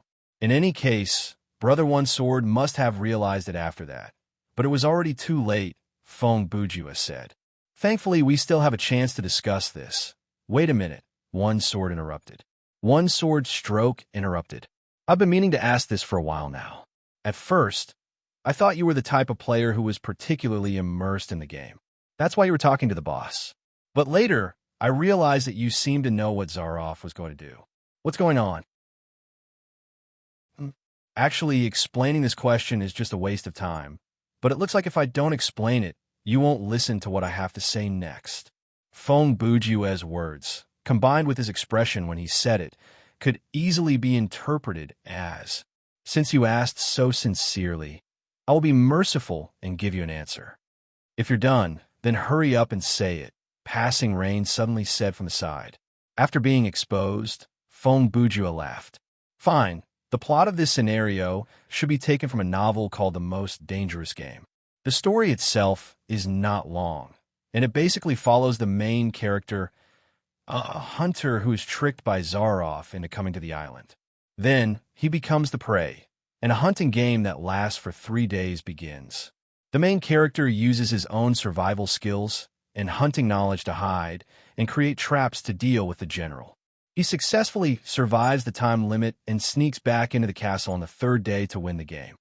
At this point, he paused. However, from the content of the novel, Zaroff could have killed the main character on the 1st day. He just wanted to enjoy the fun of hunting so that he could come out and exercise the next day. So he let the main character go. In the few encounters that followed, even though Zaroff lost a few hunting dogs, he was able to escape from the main character's traps at the last moment. At most, he would suffer some light injuries. As long as he had an excuse, he would temporarily let the main character go and stop the hunt. He would return to the castle to rest before coming back. He wants the hunting to be as fair as possible, Passing Rain asked. Based on the difference in strength between us and the enemy, that can only be a dream. Feng Bujue smiled bitterly. The general just doesn't want his entertainment to end too soon. He paused for a moment before continuing. But Zaroff is indeed a gentleman. Even though his actions are similar to serial murder, he would not lie to us or go back on his word after failing. His advice about the death swamp was also very sincere. It looks like he sincerely hopes that we will be harder to catch, or else his hunting will become very boring. Now, I will tell you more about the actual situation. Feng Bujue stopped and left the stone steps. The group followed him to the edge of the forest. In the open space, the moonlight was enough to illuminate the area, but when they were close to the forest, other than Feng Bujue, the other 3 all took out their lighting devices. Passing Rain used a lantern and one sword and not a scaredy cat both used flashlights, but the models were slightly different. Feng Bujue picked up a random branch and started to draw on the ground. In the study, I stood closer to the front, and I saw a map on Zaroff's table. When he showed us his ship trap, the light from the sea illuminated the shoreline very clearly. After comparing it with the map, I can confirm that the island on the map is the island that we are currently on. As he spoke, he drew an irregular shape that looked like an olive on the ground. This island is roughly the shape of an olive. The castle is in the middle, built at a high point, so you can basically see the whole island. He suddenly raised his head. Can you tell which way is north? One sword raised his head to look at the sky like he was trying to make a random guess. In the end, it was not a scaredy cat who pointed at the night sky and said, "That is the North Star, right?" "Very good." Feng Buju nodded. He used the branch to point at the map on the ground and continued his description. "This is north and this is south. The swamp is here." He pointed at the end of the olive. Before we confirm the escape plan, I have to mention a few differences between the novel and this scenario. Feng Bujue always appeared to be very reliable and calm when he was analyzing and planning. At this moment, there was no sense of casualness or frivolity about him. In fact, there was a unique charm and persuasiveness in his speech. First, the main character in the novel, if I remember correctly, is called Rainsford. His game time is 3 whole days, and we only need to escape from the pursuit for 5 hours. It may seem easier to achieve in terms of time, but it is not necessarily a good thing. As I mentioned earlier, General Zaroff has let Rains go several times because he did not want the hunt to end prematurely. However, our situation is different. After Zaroff finds us, he will definitely make his move. Other than that, the novel did not mention any other animals on this island, but when I talked to Zaroff in the study, he made it very clear that there are pythons, wolves, tigers, and so on. Even a mountain boar is quite aggressive. Therefore, other than avoiding the general's pursuit, we also need to be on guard against the threat of those animals in the dark. Third, as you can see, that guy is inhumanly strong. Although he was also described as strong in the novel, it was only a thriller based on a realistic setting, not a science fiction or superpower story. But this General Zaroff that we're going to face can kill with one elbow. He is the kind of tactical boss that cannot be faced head-on. Just from the content of the main mission, we can see that the main goal of the scenario is to successfully escape from his pursuit. One sword interrupted, but when you took out the gun earlier, didn't Zaroff also say that he would die if he was hit in the head? If I had the gun at that distance, I would have shot him already. At such a close distance, the chance of hitting is very high. If you did that, you and all of us would be dead. Feng Bujue shook his head and said, "When I took out the gun, it was to see Zaroff's reaction to this thing and to get some useful information from him." He lifted his head, and his expression was non-committal. Based on my understanding, the prototype of modern bulletproof vests appeared in the 1950s, and the author of the original novel, Richard Cornell, passed away in 1949. Even so, Zaroff very calmly stated that he was wearing something similar to a bulletproof vest and did not think much of the M1911A1 pistol that I was holding. So it's obvious that the words he said at that time were the system's direct hint to us through the mouth of this boss. Trying to kill Zaroff with firearms is not going to work. Passing Rain was the first to react, and she was the first to jump in. Feng Bujue snapped his fingers. Correct. His eyes scanned one sword and not a scaredy cat's faces. The system generates the scenario based on the player's actual situation. I believe, of the 4 of us here, including one sword, who has already been defeated, none of us is a marksmanship specialist. In fact, we don't even have a marksmanship weapon. Naturally, he was spot on. Of the 4 of them, only he had a pistol and only had 4 bullets. At the same time, he was the one with the highest marksmanship mastery among them. Actually, the last few words that I got from Zaroff, from the perspective of the game, are, if we insist on using a gun to kill him, it is pointless to shoot his body. We have to shoot his head. Normally speaking, there are only 2 situations that we can do that. The first is, like you said, to ambush him from the distance. The second is at some point later, In the dark, with our horrible mastery level, we have to try our luck and hit that incredibly alert Cossack. Obviously, the first situation is more reliable, but even if we succeed, it will be pointless. Because next, as the general had said, that mute Ivan would transform into a berserk state. I believe he will immediately replace Zaroff as the boss and start a mad pursuit of us. Then, the setting of this scenario will no longer be similar to the real world. I wouldn't be surprised if that Ivan turns into the Hulk after he goes berserk. Once that happens, we won't even be able to leave the castle alive. Phew! Feng Bujue gave a long sigh. In any case, the theme of this scenario can be summed up in one word: run. Then what are we waiting for? Hurry up! Before one sword finished, Feng Bujue waved his hand to stop him and said, I'm about to tell you how to run. How? One sword asked. Split up, Feng Bujue answered. What? Not a scaredy cat was nervous. Before Feng Bujue could answer, something happened that disrupted his whole plan. Like Rain's body suddenly dissolved into white light, and the system announcement said, Team member, like Rain, disconnected. Chapter 95. Passing Rain sat up in the gaming hub and looked at the middle-aged woman in an apron. She sighed. Mom, it's one thing for you to come into my room, but why did you pull out the power? I knocked on the door, but you ignored me. Passing Rain's mother laughed. I heard you, but I was busy. In any case, you're disconnected now. Come help me prepare dinner. Passing Rain sighed with complaint. Mom, why don't you ask Dad to help you with something like this? Your dad is hiding in the garage with a gaming helmet. You know where he's hiding, and it's in a man's nature to want to play. As long as it's not too much, we women will turn a blind eye to it. How about I go to the garage today to drag him out? Tomorrow, he'll hide in the basement, and the day after tomorrow, he'll drain the swimming pool and play in it. That's a load of nonsense. Fine, I'll do it. Passing Rain could not do anything about her mother. She climbed out of the gaming hub and obediently went to the kitchen to help her mother. At the same time, in Thriller Paradise, Feng Bujue was standing before a tree, holding the trunk with both hands. He knocked his head like a woodpecker and lamented, This is so F***ed up. This is so F***ed up. Of course, he was just acting to show how depressed he was. He would not really knock his head against the tree. Passing Rain's irresponsible disconnection completely messed up Feng Bujue's plan. Based on his prediction, it would take at least 3 hours for the players to pass through the thick forest from the castle to the edge of the island. And General Zaroff was powerful and knew the island like the back of his hand.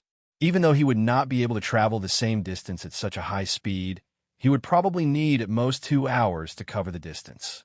Feng Bujue's idea was as long as the four of them split into 2 teams and escaped to the 2 ends of the island, at least one team would have a higher chance of survival. No matter whether the boss could catch up to one team or not, the distance between the other team and the boss would be enough for them to survive until the 5-hour time limit. This was a very simple tactic of exchanging space for time. If he did that, the success rate of clearing the scenario would be close to 100%. Even though there was a 50% chance of death for each player, it was still a good deal. After clearing the scenario, the team that was not being chased would naturally receive the reward. The team that was being chased would have contributed greatly to the survival of the other team. So after the scenario was completed, the system would give them quite a bit of EXP. As for which team would die and which team would survive, it was entirely a matter of probability. Who the boss would chase was not something the players could decide. They could only blame themselves for being unlucky. From this point of view, there was a high chance that one sword and not a scaredy cat would accept this plan. In this plan, Feng Bujue planned to team up with Passing Rain because he was worried about not a scaredy cat. Judging from her title, Hide and Seek, and the clues she revealed in her words and actions, her title skill was most likely something like stealth or aggro transfer. If he stayed with her, it would be fine if there was no danger, but if there was danger, he would probably become a scapegoat. However, his speculation was not supported by actual evidence. Even if he said it out loud, not a scaredy cat could deny it. Furthermore, that was probably her gaming style. Since someone was willing to take the bait, Why should he ruin the plan? Therefore, when Feng Bujue saw that one sword and one sword had the intention to be her protectors, he did not stop them. After all, he was not going to be the scapegoat, and at the same time, he would remind his friends not to fall for it. But now there was a problem. For some reason, passing rain had disconnected. If they followed the original plan, then Feng Bujue would have to go alone. There were too many variables involved. The reason Feng Bujue did not plan for the four of them to run in four different directions was because moving alone would be too dangerous. If they went alone, they might be killed by a beast or some other unknown factor before they even got through the forest. If the four of them split up, they might die one by one on the way. Even if the strongest of them managed to reach the other side of the island, once the boss caught up to them, all their efforts would be for naught. A five-man scenario, and we've just gotten to the main point, so there are only three of us left. Feng Bujue mumbled to himself. If the three of us run together, it will be pointless. The boss will definitely catch up to us, so if we stick together, we'll definitely be wiped out. We can't change the plan of running in two directions. After he understood that, he returned to one sword and not a scaredy cat and said, "All right, I'll explain the escape plan." "Wait a minute," one sword said with annoyance. "Why are you the one giving the orders? You have the lowest level here, right? Furthermore, based on what you said earlier, the plot of this scenario has nothing to do with the novel, right? Don't you have the same information as we do? Then, you'll be the one giving the orders. What should we do next?" Feng Bujue tossed the responsibility over to one sword. One sword was startled, and he gulped. Due to his lack of confidence, he raised his voice. "We'll run toward the northwest corner and run through the forest until we reach the beach. We'll increase the distance between us and the castle. Zaroff has his hounds. Even if we remove the footprints, it's only a matter of time before he finds us. Therefore, we might as well ignore the footprints and set up more traps along the way to slow him down. When he reaches the beach, perhaps it will already be dawn." "Good idea. You're a genius," Feng Bujue said with glowing eyes. "Huh? Haha, you flatter me." One sword did not hear the mockery in Feng Bujue's words. Not a scaredy cat looked at him with a strange gaze like she wanted to remind him of something, but to maintain the image of a weakling, she held herself back. "But I don't think there's a need to set up traps," Feng Bujue said. "Huh? Why is that?" One sword asked. "Are you familiar with forest traps? How many do you know how to make?" Feng Bujue asked. One sword then realized that his understanding of traps was still at the level of digging a hole and covering it with leaves. He did not even know how to make the simplest rope. Basically, forest traps can be split into two types: hunting traps and combat traps. Feng Bujue explained. Their main function is to capture and kill. Other than that, some of the traps require people to be nearby to operate them. I personally think that First Blood and Predator are very accurate in their interpretation of the power and role of traps, but they're also a little idealistic. In fact, most traps are not reliable, and it is very time-consuming to set them up. He tilted his head to the side and scratched his head. Even if we know how to set up some traps in a short amount of time, don't forget there are many other animals in this forest. Even if we set up a trap, there is no guarantee that Zaroff and his hunting dog will be the first to step on it. So, that will only be a waste of time. One sword's expression darkened. Once someone pointed out the flaw in his plan so quickly and directly, anyone would be a little angry out of humiliation. Of course, this kind of flaw is only a small flaw. Feng Bujue's tone changed. Other than that, your plan is perfect. Is that so? This time, one sword did not dare answer. He was afraid that he would be mocked again. Of course, the two of you should head northwest. Be careful. We'll part ways here. Feng Bujue waved his hand and turned to walk up the stone steps of the castle. "Hey, what are you doing?" One sword gasped. "You're going back?" Feng Bujue did not answer the question, but said, "If the three of us move together and Zaroff catches up to us, then we'll definitely be wiped out. But if we split up, with you guys going to the northwest and me going to the southeast, then at least one of us will survive." Not a scaredy cat asked, "But why are you going back to the castle now?" "Oh, I don't have any lighting equipment.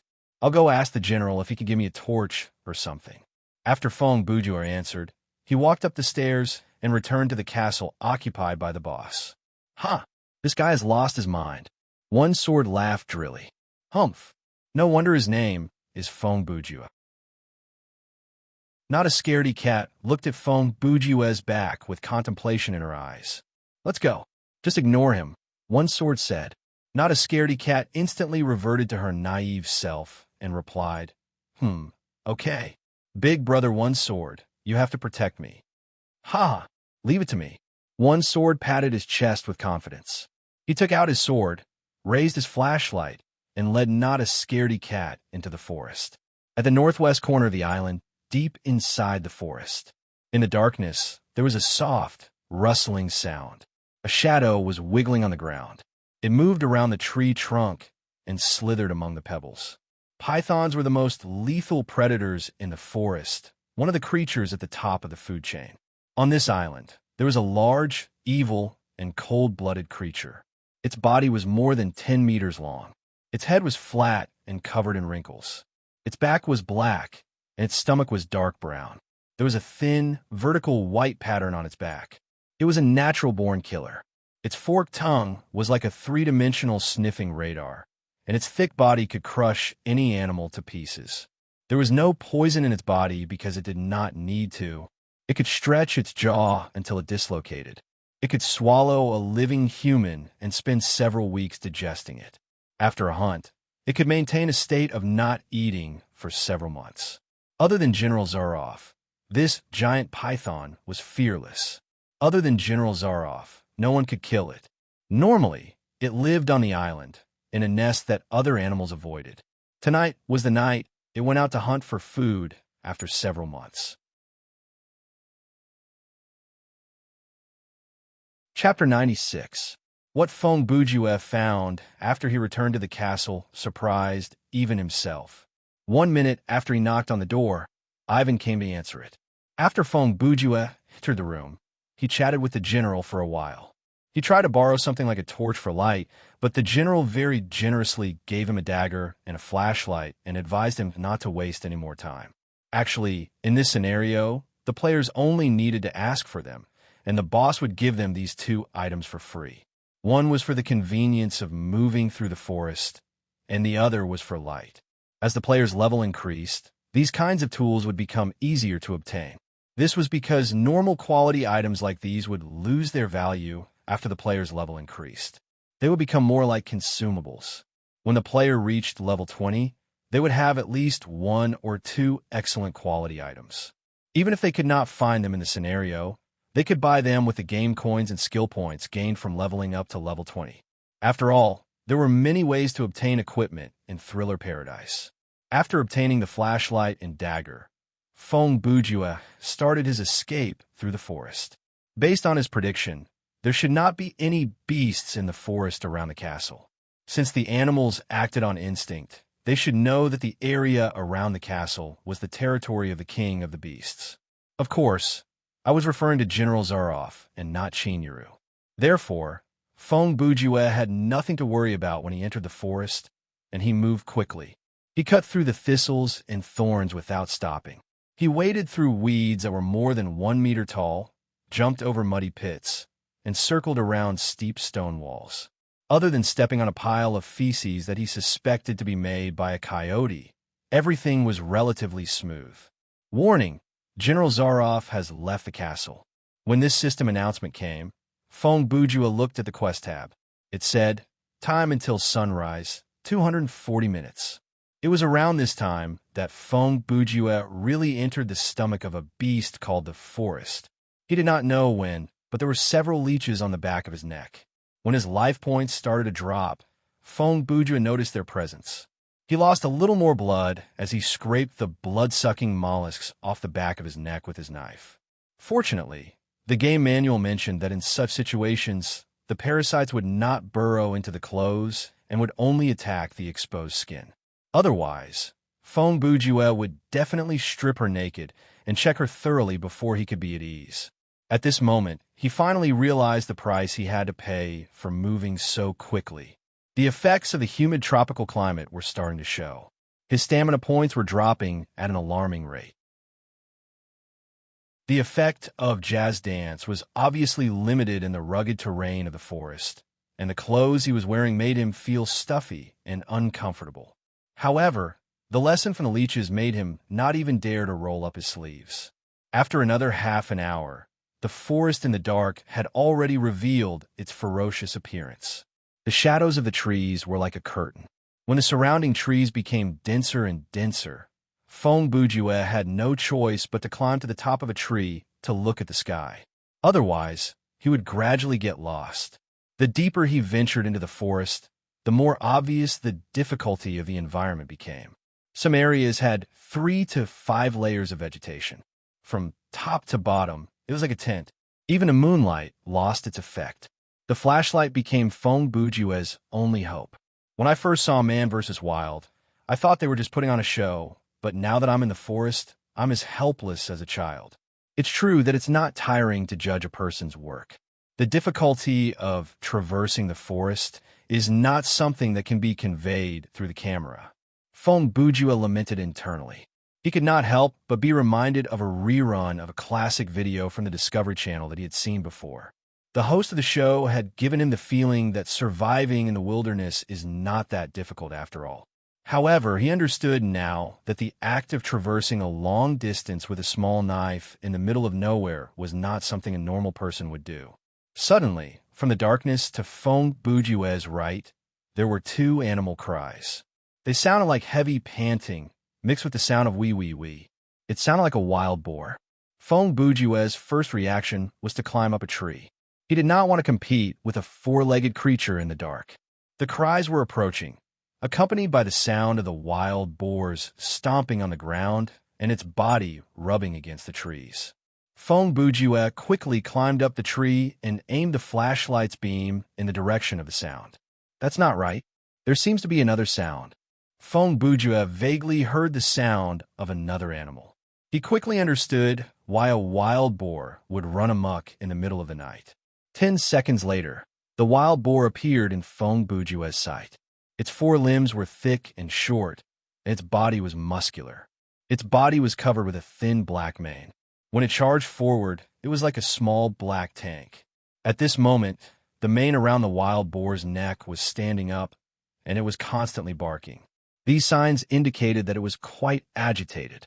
It seemed that it had encountered a very powerful predator. As soon as the wild boar appeared, the hunter that was chasing after it appeared. It was a giant python, although it was not as exaggerated as the behemoth at the northwest corner of the island. This one was not small. In fact, most people would find it difficult to imagine how big a python could swallow its prey. Let's put it this way. A 5-meter-long python could swallow a 2-meter-long crocodile, and an 8-meter-long python could swallow an entire zebra. The one in front of Fong Bujue was 8 meters long. Perhaps the wild boar was panicking, or perhaps the system wanted the player to witness what was going to happen next. In short, within the range of the flashlight, a very classic scene played out. The boar crashed into a tree. However, the snake did not crash into the boar. It zigzagged forward, spreading its body horizontally to form a semicircle, trapping the wild boar next to the tree trunk. The tree was very thick. It was estimated that 2 adults would not be able to wrap their arms around it. At this moment, it had become a wall that prevented the wild boar from escaping. The giant python arched its body and looked up, looking down at its prey. The wild boar probably knew that it could not escape, so it launched its final counterattack. It aimed its upturned tusks at the snake's body, exerted force under its hooves, and rushed forward. Before it hit the snake's body, the snake's head fell down at high speed, biting the wild boar. It swung it in half a circle in the air, then fell heavily to the ground. Immediately after, it loosened its mouth and bit the boar again. The speed was too fast for the eyes to take in. It was as if someone had used 2 fingers to reach into a pot of hot oil and pick up a piece of soap. When the wild boar officially entered its mouth, the giant python immediately began to eat. When this kind of animal ate, there was only one word to describe it: swallow. This process depended on the size of the prey, and sometimes it would take several hours. Feng Bujue had tried to block some of the flashlight's light to avoid disturbing the other party's meal. He then tiptoed down the tree.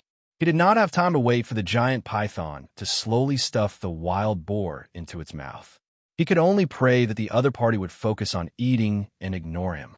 After successfully getting down the tree, he did not immediately run southeast. Instead, he chose to leave this place and put some distance between him and the monster. Unexpectedly, at this moment, Feng Bujue heard the sound of another animal, an even more deadly threat. Chapter 97. The barking of the hounds signaled the approach of danger, and this danger was obviously targeted at Feng Bujue. He opened the game menu and looked at the mission panel. The time displayed was time until sunrise, 203 minutes. It had been 37 minutes since General Zarev set off. Although Feng Bujue had been traveling as fast as he could for more than an hour, the possibility of the enemy catching up to him was still very high. When the barking of the hounds got closer, the giant python not far away gave up on its meal. It abandoned the wild boar and fled into the dark forest. It seemed that the animals on this island knew what the barking meant. Even if they were not afraid of the dogs, they were afraid of the owners. Feng Bujue realized that the situation was urgent.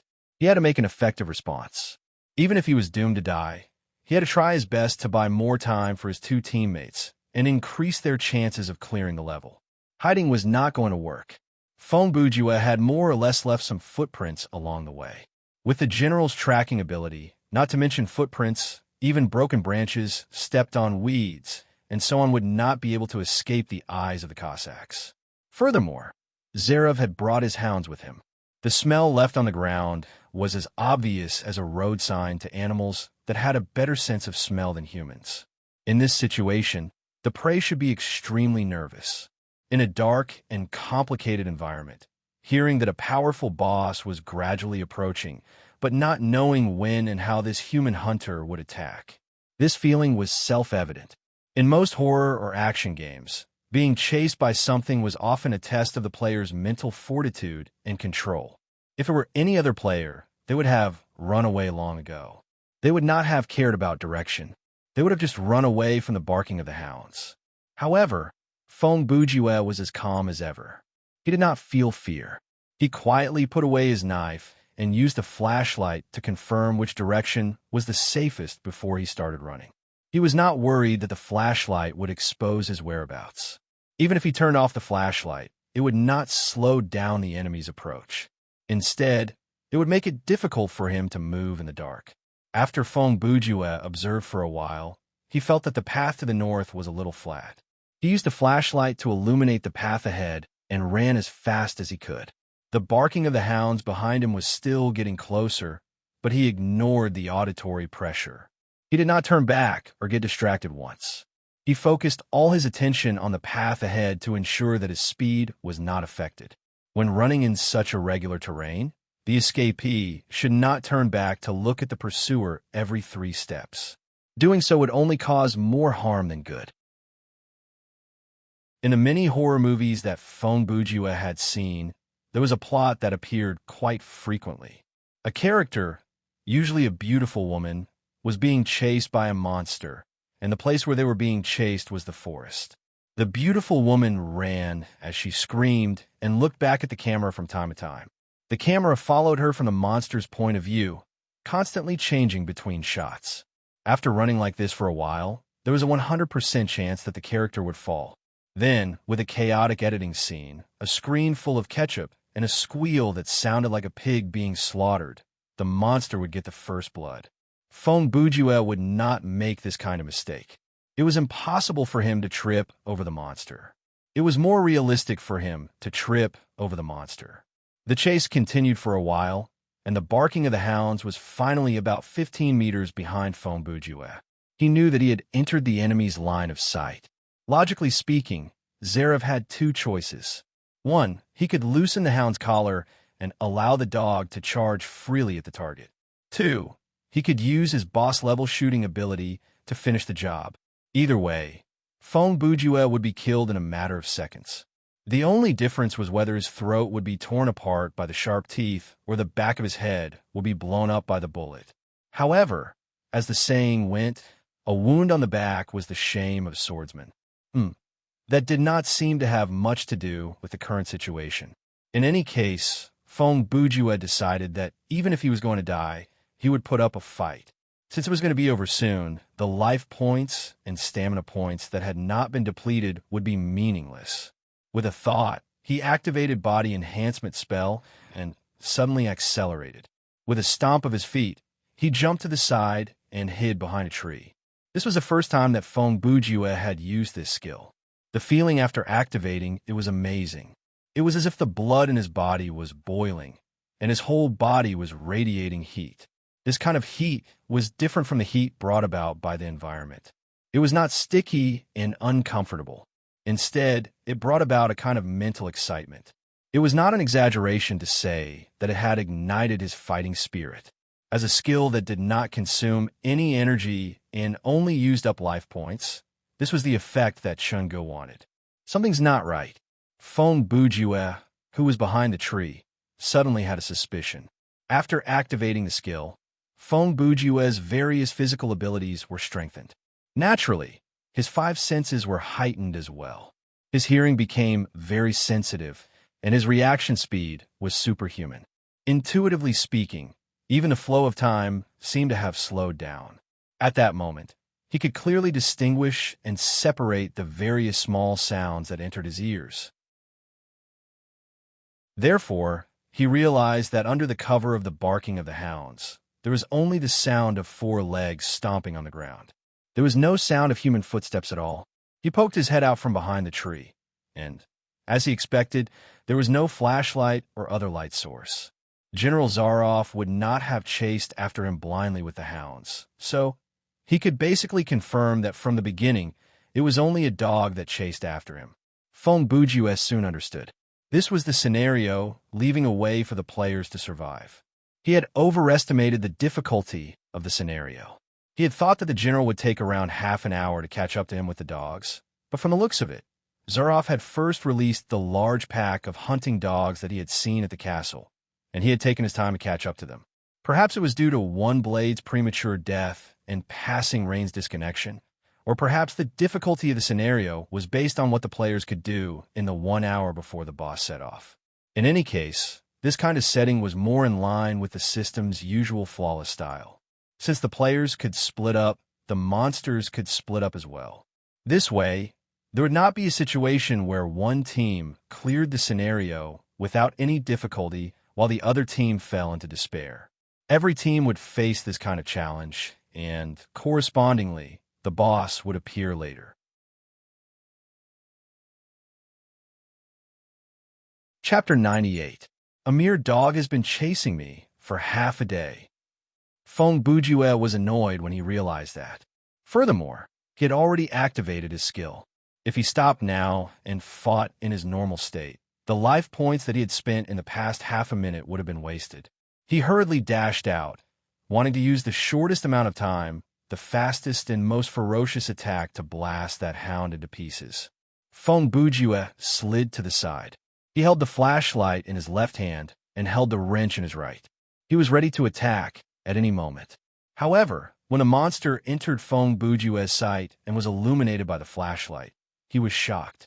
He could not help but be thankful that he had activated body enhancement spell earlier. There was a rush of footsteps through the mist formed by the damp air, and a huge, terrible shadow came through the fog.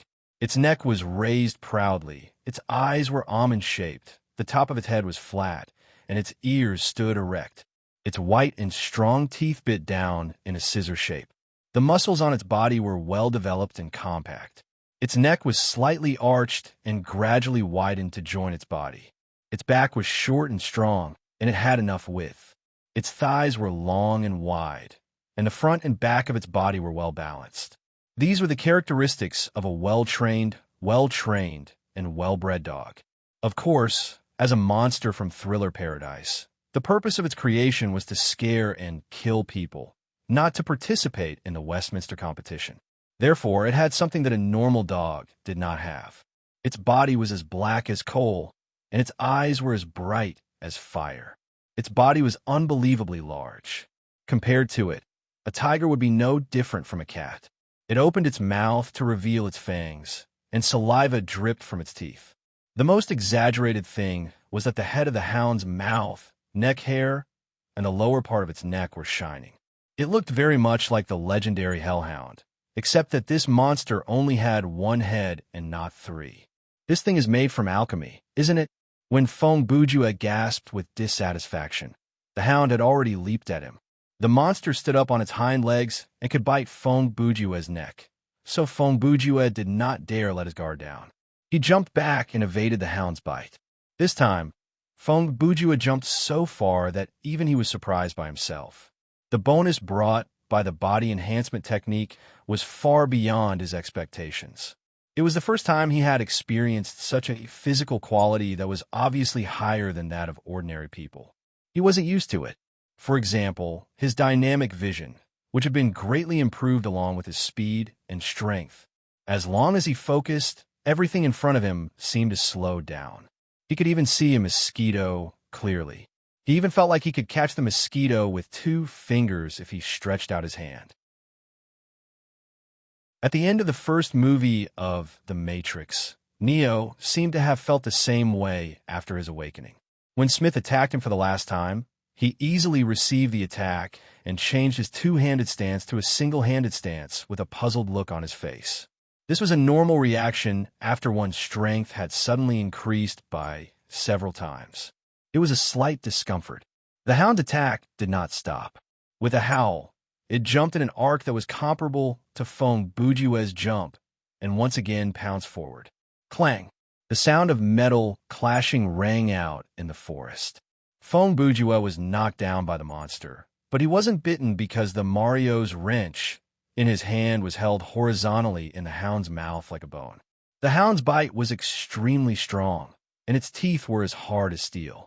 Despite its upper and lower jaws biting down on the metal wrench, it was completely fine. If it were a normal dog, its teeth would have been shattered already. At such a close distance, Fong Bujue got a clearer look. It was hard to tell what breed the dog was. Its head and fur were similar to a Doberman, but its body was like a mastiff, and its head was bigger than a lioness. The more he thought about it, the more he wanted to say that it was a chimera. Fong Bujue's strength was also very high. He held the wrench tightly in his right hand and held it horizontally between the hound's mouth. It was a temporary stalemate with the monster. His left hand let go of the flashlight and took out the small knife that Zaroff had given him. He stabbed it into the soft belly of the hound. In that instant, Fong Bujue's face was covered in dog blood, but he knew that the battle was not over. He couldn't stop attacking until the enemy was completely dead. He ignored the blood on his face and continued to exert strength in his wrist. He cut a straight line from the hound's neck to its stomach. After all, the monster was still a hound. When its most lethal part, its mouth, was suppressed, it was unable to fight against a human who was more agile and could use weapons. Before the hound died, it used a shocking amount of strength to leave a deep bite mark on the wrench. Unfortunately, its strength was not enough to destroy the wrench.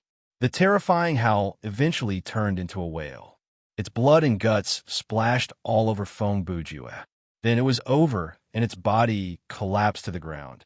Fong Bujue quickly pushed the large body away and let it fall to the side. He was almost out of energy. He was afraid that he would be crushed under the hound's body. After dealing with this, probably a dog, Fong Bujue immediately deactivated body enhancement spell.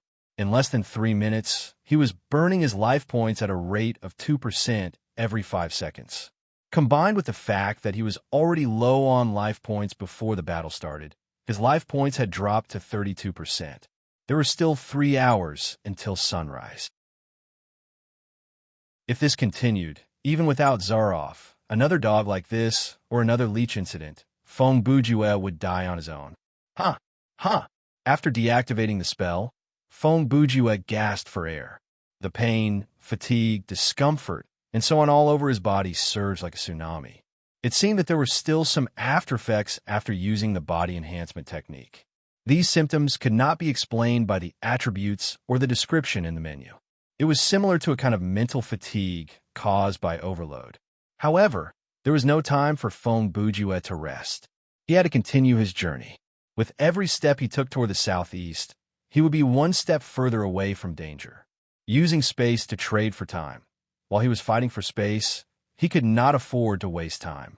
After catching his breath, Feng Bujue picked up the flashlight, put away his weapon, and continued his journey. He was in great pain. His body was covered in the hound's blood, and it caused his clothes to stick to his skin. The humid environment and the rising temperature caused him great suffering. However, there was something about Feng Bujue. His endurance was very good, and in other people's eyes, it was scary. This quality was reflected in many ways. Other than the fact that he could survive for a long time with the support of plain noodles, there was also, for example, he could be bullied on a crowded bus for more than 40 minutes by aunties who liked to lean on other people when they were standing. He could eat his friends' extremely disgusting food and maintain a calm expression. He could even finish it all and say, "Not bad." He could even go a week without taking a shower or changing his clothes. In conclusion, physical discomfort did not pose much of a threat to Feng Bujue. Some dogs' blood and guts were not enough to challenge his endurance that was comparable to that of a monk. If a female player encountered this situation, she would probably have lost her mind already. If she could not find something like a water source to clean herself up in a short amount of time, she might even go offline. Speaking of female players, One Sword Stroke and Not a Scaredy Cat were not doing well either. They had also encountered a hound, and it was similar to the monster Feng Bujue had encountered. Thankfully, there were two of them, and One Sword Stroke was a player who specialized in combat. In terms of combat ability, he was definitely stronger than Feng Bujue, who had not activated Body Enhancement spell. When the battle started, One Sword rushed forward. Using his quick movement, he used his sword to circle around the hound. But as time went on, he started to lose the upper hand. He knew very well that once the monster pounced on him, his throat would be torn apart, and he would die instantly. Therefore, he could only kite the monster, expending his stamina points to exchange for some of the monster's HP. After about 10 moves, Not a Scaredy Cat, who had retreated to the side, realized that One Sword would not be able to handle this alone. If he died, she would have to continue the game alone, and that was something that she did not wish to happen. The special ability given by her title, Hide and Seek, was an active skill called Count to 10. This skill was best used when there was a teammate, so she had to try her best not to be left alone. Therefore, Not a Scaredy Cat decided to temporarily abandon the image of a weakling who needed protection. She took out her weapon and silently approached the hound's back.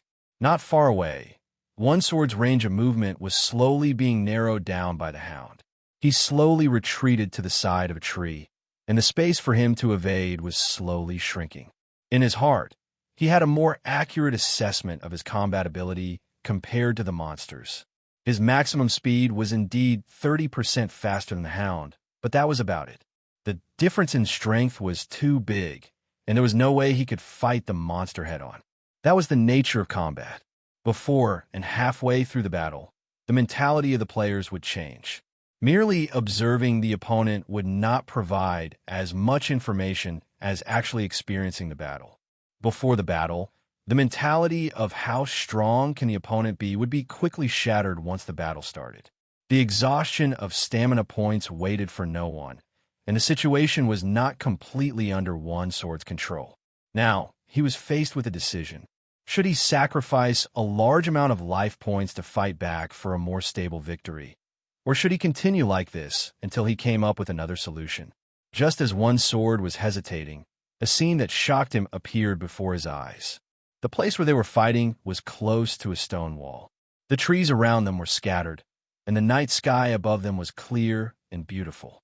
The stars shone with a cold light, and the moon hung high in the sky, bathing the place in soft and hazy light. Under the moonlight, a small figure suddenly leaped into the air. Drawing an arc in the air, she descended from the sky behind the hound. The monster and One Sword froze where they were. The former sensed danger, and the latter was stunned by what he saw. Not a Scaredy Cat was using both of her hands to raise a large hammer. Like a tiger descending the mountain, she swung it down at the monster.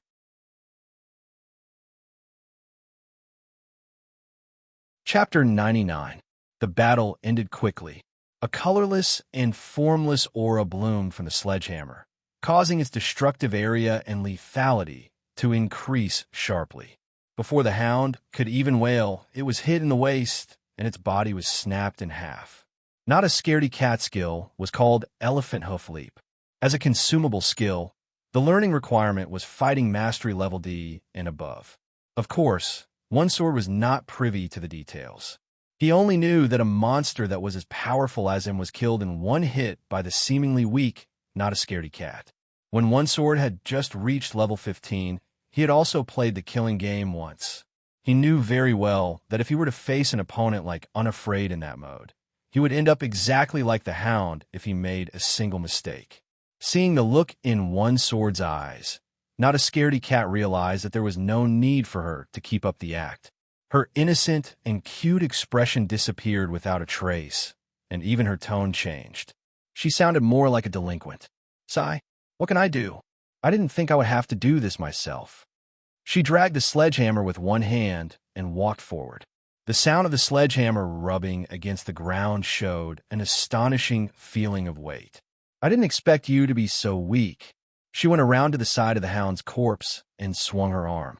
The hammer drew a half circle in the air and fell heavily. Originally, after the hound was cut in two, the front half of its body was still twitching and moving, but this time the entire dog's head was smashed into a pulp. Ijian's face was splattered with dog's blood. His expression was shocked, and he stood there dumbstruck like a wooden chicken. Until now, One Sword had been assuming the attitude of "I'll protect you," but at that moment, he did not dare raise his voice. He used a careful tone to say, So you're so powerful. But when we encountered the wild boar and tiger earlier, the last few words of One Sword's sentence were, "You were hiding at the side like you were afraid." However, before he finished, he was interrupted by Not a Scaredy Cat. "What did you say?" Her tone was no different from that of a hooligan. "Hey, are you looking down on me?" She tilted her head and glared fiercely at the other party. Then, she straightened her sledgehammer. "How dare you speak to me like that?" A sense of oppression rushed over. "I'll kill you, big sis. I was wrong." One Sword leaned against the tree trunk, and his face was covered in sweat. Even though teammates were not allowed to attack each other, in terms of presence, he was no different from a dead man. With my power, I can only kill those small fry monsters. Big sis, it's my honor to have me lead the way." Ha! Ha ha! When he finally squeezed out a laugh, he looked like he was about to cry. "That's more like it." Not a Scaredy Cat put the hammer back in her inventory and crossed her arms before her chest like a big sister lecturing her son. "By the way, that little brother by the name of Feng Bujua seems to be doing quite well. Until now, there's been no news of his death. This means that he was able to take care of the hound alone. He is more powerful than you. How do you know he was chased by the hounds as well?" "Of course. Didn't you see the number of hounds in the castle? I believe that Zaroff will release more hounds depending on how many groups the players split up. Actually, if I were to fight the hounds alone, I might be able to." One Sword mumbled. Before he could finish, he was interrupted by Not a Scaredy Cat. "Stop wasting time, Baldy." Baldy? One Sword, who had long hair, was weirdly called a Baldy. "You have the buff from your guild, and your level is one level higher than his. The fact that he could do the same thing as you proves that he is more powerful than you." Not a Scaredy Cat was not being unreasonable. She had a point. "TSK, if I had known this would happen, I would have followed him. I've miscalculated." One Sword was disheartened by the scolding. He lowered his head and mumbled softly, I'm sorry. My weakness has caused you so much trouble. So be it. A Baldy will always be a Baldy." Not a Scaredy Cat very generously forgave him. If there were animations in the game, One Sword's head would have been covered with a shadow of dejection. "All right, now is not the time to be dispirited." Not a Scaredy Cat raised her finger to point. "The northwest is over there. Continue to clear the path." Air, I already know which way is north. Stop wasting time. Yes. Before his eyes was still a dark forest. The terrain was uneven, and the rocks stood tall. There was mud under his feet, and at other times there was a winding path of pebbles. During the trek, Fong Bujue slowly became numb to the discomfort on his body, and this numbness caused him to relax mentally. Fatigue was like a burden that he could not shake off, and it pressed down on his body. His life points did not recover at all, and the exhaustion of his stamina points was worrisome. Even though his active skill, hasty repair, might not be useful in this kind of scenario where there were no mechanical devices, and the remaining 2 low whip kicks required at most 200 stamina points. Once his stamina points dropped to a certain level, if he ran into an emergency, he might die. Time until sunrise, 153 minutes. By then, it had been 1.5 hours since Zaroff started his journey.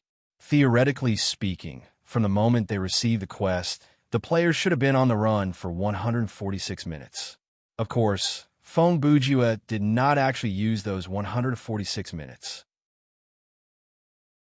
Explaining the situation to his teammates and returning to the castle to ask for the tools had taken up some of his time, but one thing was for sure. He was at least 40 minutes ahead of General Zaroff. Killing the hunting hound did not cost Fong Bujue that much time, because he had picked up his speed. During the journey after that, he ran into incidents similar to the python hunting the boar 2 or 3 times. Thankfully, he was able to notice it every time and stay out of it, slipping away without attracting the attention of the animals. By now, half of the 5-hour survival time had passed. Even ignoring the fact that Zaroff's movement speed was definitely faster than Fong Bujue's, assuming that the boss purposely did not run at full speed, at this point in time, no matter what, he should have caught up. If Zaroff still did not appear in another 20 minutes, then there was only one possibility. He did not head southeast, but went to chase after the other 2.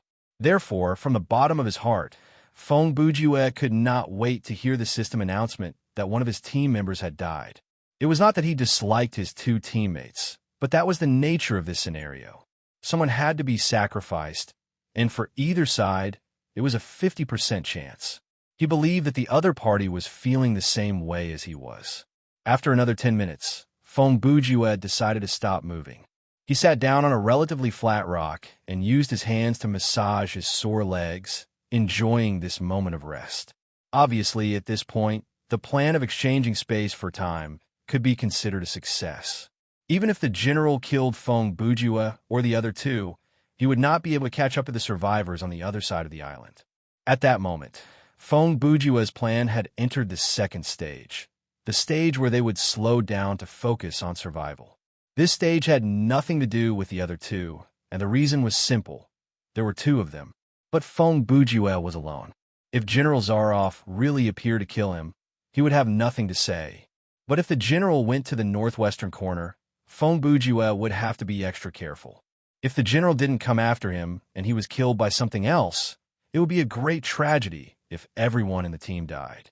Team member, 1 sword stroke has died. The system announcement suddenly came.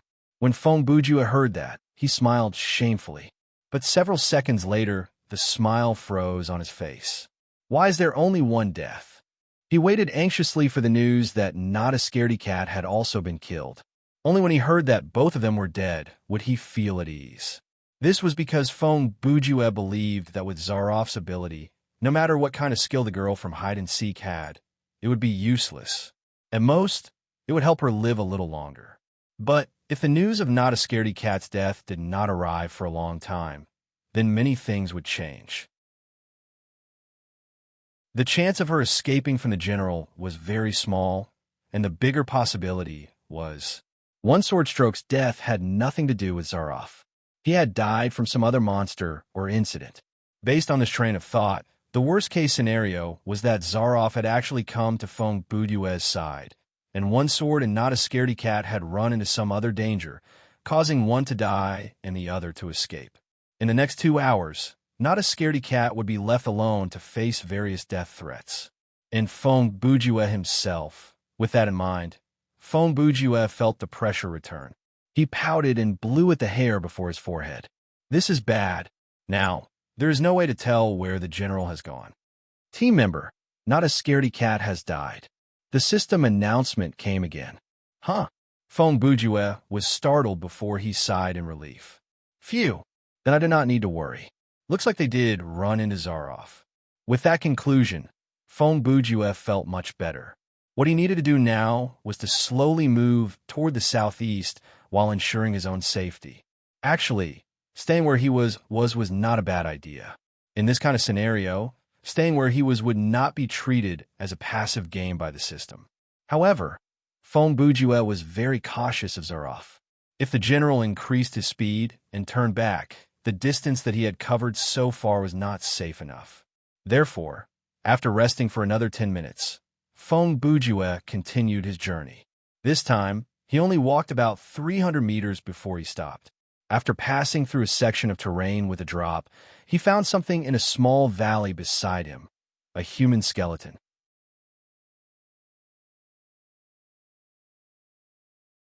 Chapter 100. Feng Bujue used a flashlight to scan his surroundings. After confirming that there were no traps, he moved closer. The body had been reduced to bones, and from the bones, it appeared to be a man.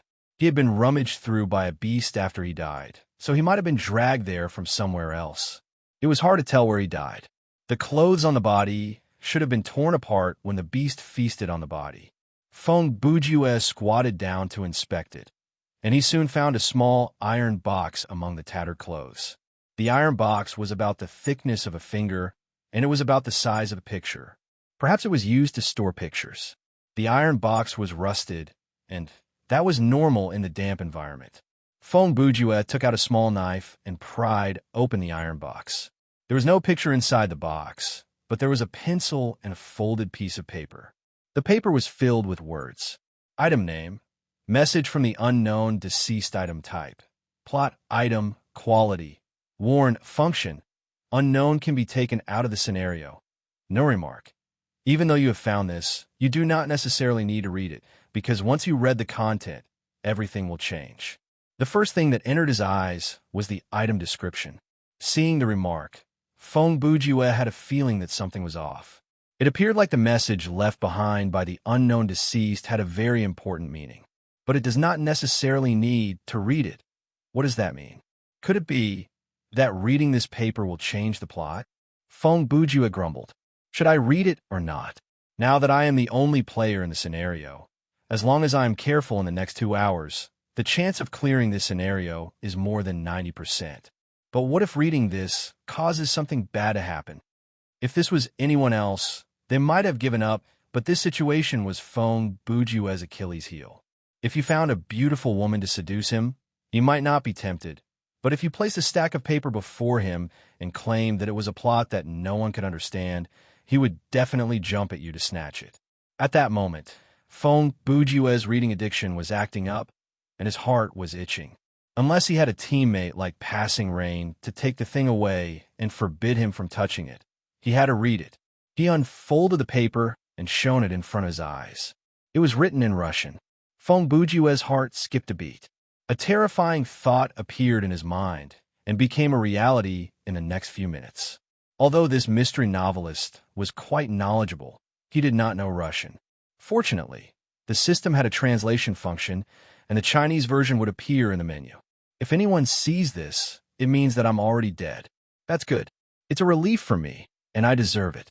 My name is Zaroff, and I am the owner of this island.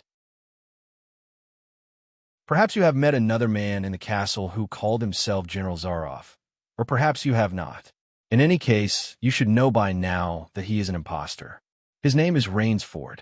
I invented a hunting game to hunt humans on the island. Ford was my prey, and he was the only one who survived my hunting game. I still remember every detail of that contest. He was so good that he could make Malay traps and Burmese tiger traps with just a small knife. I was not bad either. I held the initiative and let him go a few times. In the end, he survived the 3rd day and won the contest. Although I lost, I was in a good mood. It was a pleasant hunt. According to the agreement, I let him rest well and gave him enough food and water. I sent him on a single-track sailboat and let him leave the island. I thought that I would never see Ford again, but but I didn't expect that about 6 months later, he would come to the island again. He told me that after leaving the island, he began to miss this kind of game. Other entertainment and sports could no longer bring him any excitement. He wanted to join me. At first, I did not agree and asked him to leave, but he begged me by using the bargaining chip of being my prey again. I thought I was crazy, but at that moment, I thought he was the one who was crazy. So I had a second contest with Ford. I made it clear that this time, I would not be merciful. If he could survive the third day, I would let him become my hunting partner. I did not expect that he would succeed again, even more easily than the first time. I did not even understand how he did it. During those 3 days, Ford did not appear in my shooting range once. He seemed to be able to hear things from far away. Every time, before I could get close, he would leave faster than me. The traces he left behind showed that he was as agile as an ape. The most puzzling thing was that he did not seem to need to eat, excrete, sleep, or even rest. On the third day, I released 3 hunting dogs and let them chase after Ford freely. But later, I only found 3 dead dogs. None of them were killed by traps or knives. They were all killed by someone with bare hands. Later, Ford began to hunt with me. After a while, he became more and more abnormal. He kept asking me to catch as many people as possible. I told him that too many maritime accidents would attract the attention of the authorities, but he was like a greedy addict. He was never satisfied. He modified the ship's traps and brought many ferocious animals to the island. I told him that those animals would also bring danger to us, but he did not care. Ford was completely crazy. He was 10 times crazier and more evil than I was. 9 days ago, I wanted to kill him when he was asleep. It was not a gentleman's action, but I had no choice. It was very likely that I had created this devil, so I had to kill him myself. When I tiptoed to open his door, he was standing behind the door with a grin on his face, waiting for me to come. Ivan pushed me down from behind, subdued me, and threw me into the cell. He was my most loyal subordinate and would never betray me. I was not a superstitious person, but I could only think that Ford had controlled Ivan with some evil spell. That could explain a lot. Now I was the prey. For 9 days, Ford always knew where I was. I was very clear about that, but he would not kill me or find me. He would not let me get close to the castle or escape from the island. He wanted me to be killed by those animals in desperation and be torn into pieces by those prey. For a proud hunter like me, it was a great irony. On the 4th day, I met a dying sailor who was attacked by a tiger. They told me that a man who called himself General Zarev forced them to participate in a game. At that time, I knew that I had been replaced. Now, everything should be over. I was wounded and sick. I don't know how long it has been since I slept. If death is coming sooner or later, I just hope that it will come quickly and peacefully. I am not writing this to repent, nor to atone for my sins. I just want to warn the people who read this message. Ford is not a human at all. He is the incarnation of some unknown evil. Run away quickly. The farther the better. Even if you drown in the sea, don't stay on the island.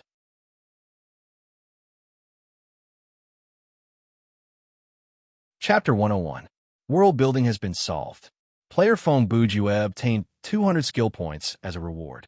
The team can now explore the world rules of the scenario in the quest menu. Current quest has been changed. Main quest updated. Escape from the island or kill Rains Ford. What the F*** CK? Fong Bujue cursed and slapped himself twice. Why would I need to read that? He stood up with the paper in his hand and checked his status in the game menu. He had rested for about 20 minutes, and his life points had only returned to 34%. His stamina points had returned to 452-1400, but the problem was, how could he complete the main quest in such a condition?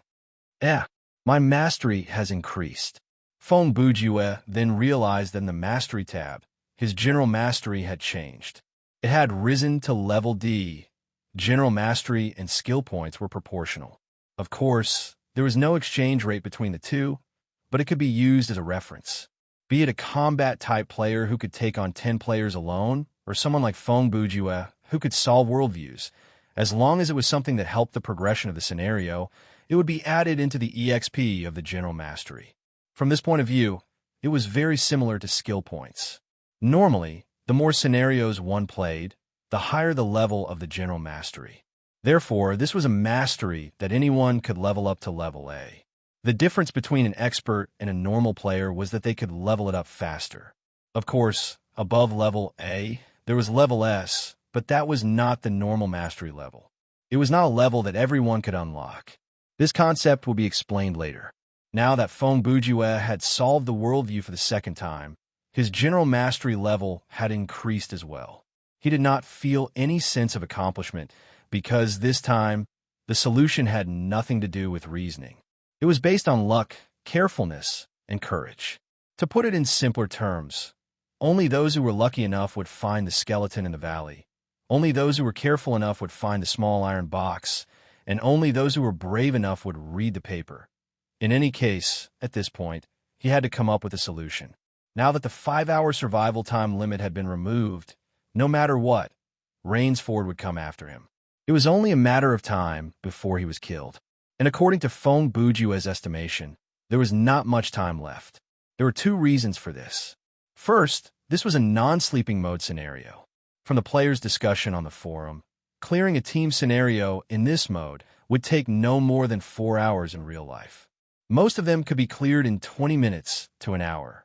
The scenario that Feng Bujue was experiencing had already taken 90 minutes in real life. It would have been fine if he had not looked at the paper, but now, he might have sped up the pace of the script. Secondly, Zarev had written it clearly in black and white that Ford was most likely not a human, so it would not be strange if he could grow wings and fly over. It could be said that the note on that piece of paper was very accurate. Once you read this, everything will be different. As he expected, after reading it, the setting of the scenario changed from a realistic thriller to a fantastical one. This main quest has two choices: kill the boss or escape from the island. Feng Bujue chuckled coldly. Humph! If I could deal with Rainsford alone in my current state, I would have jumped on him with one blade. He licked his lips and habitually tapped his forehead with his finger. Then, he stroked the bridge of his nose. The problem is, even the real General Zaroff couldn't escape from this island. How could a newcomer like me succeed? He picked up the note again and placed it in front of him, deep in thought. Even though he had memorized most of the content, it was easier to read it directly. Ha! That'll be difficult. He laughed from the bottom of his heart. In this world, some people were addicted to food, some were addicted to women, and some were addicted to white powder. And Feng Bujue was addicted to thinking, investigation, solving dangerous situations, and finding a way out of a hopeless situation. These three things brought great satisfaction to this narcissistic man. Therefore, he never tired of them. Rainsford, who returned to the island, has amazing physical fitness. He does not need to sleep or rest, and he does not even need to eat. He can kill ferocious hunting dogs with his bare hands. Some kind of sensory ability allows him to detect the movement of creatures from very far away. He is murderous and cunning, but the desire to kill is obviously a higher priority, or else with his intelligence, he would not have risked the attention of the outside world by increasing the frequency of his hunting ships. Feng Bujue translated the content of the letter into simple information and read it out loud to deepen the impression. The unimportant embellishments were tossed into the corner of his mind. If he desires to kill so much, why didn't he do it directly instead of using the general's game? Rainsford did not need to do these unnecessary hunting games. He did not need to control Ivan to be his servant. He did not need to raise those hunting dogs, and he did not need to pretend to be the general, but he did it without exception. Why? Is it really just for the thrill? Feng Bujue's train of thought came to a dead end, but he soon turned around. Wait a minute. He looked at the paper again. The sailor Zaroff met before he died was attacked by a tiger, and Zaroff himself died in the wild. They were not killed by Rainsford. Feng Bujue thought to himself. It was Rainsford who brought in the animals. When he mentioned the Spanish sailors that were torn apart by Ivan and fed to the animals, he sounded very natural. But when he talked about how he hunted humans, he merely copied Zaroff's lines from the original novel.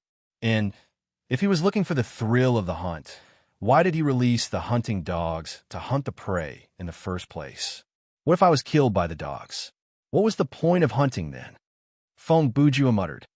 Could it be that he is actually some kind of evil god from the standpoint of animals?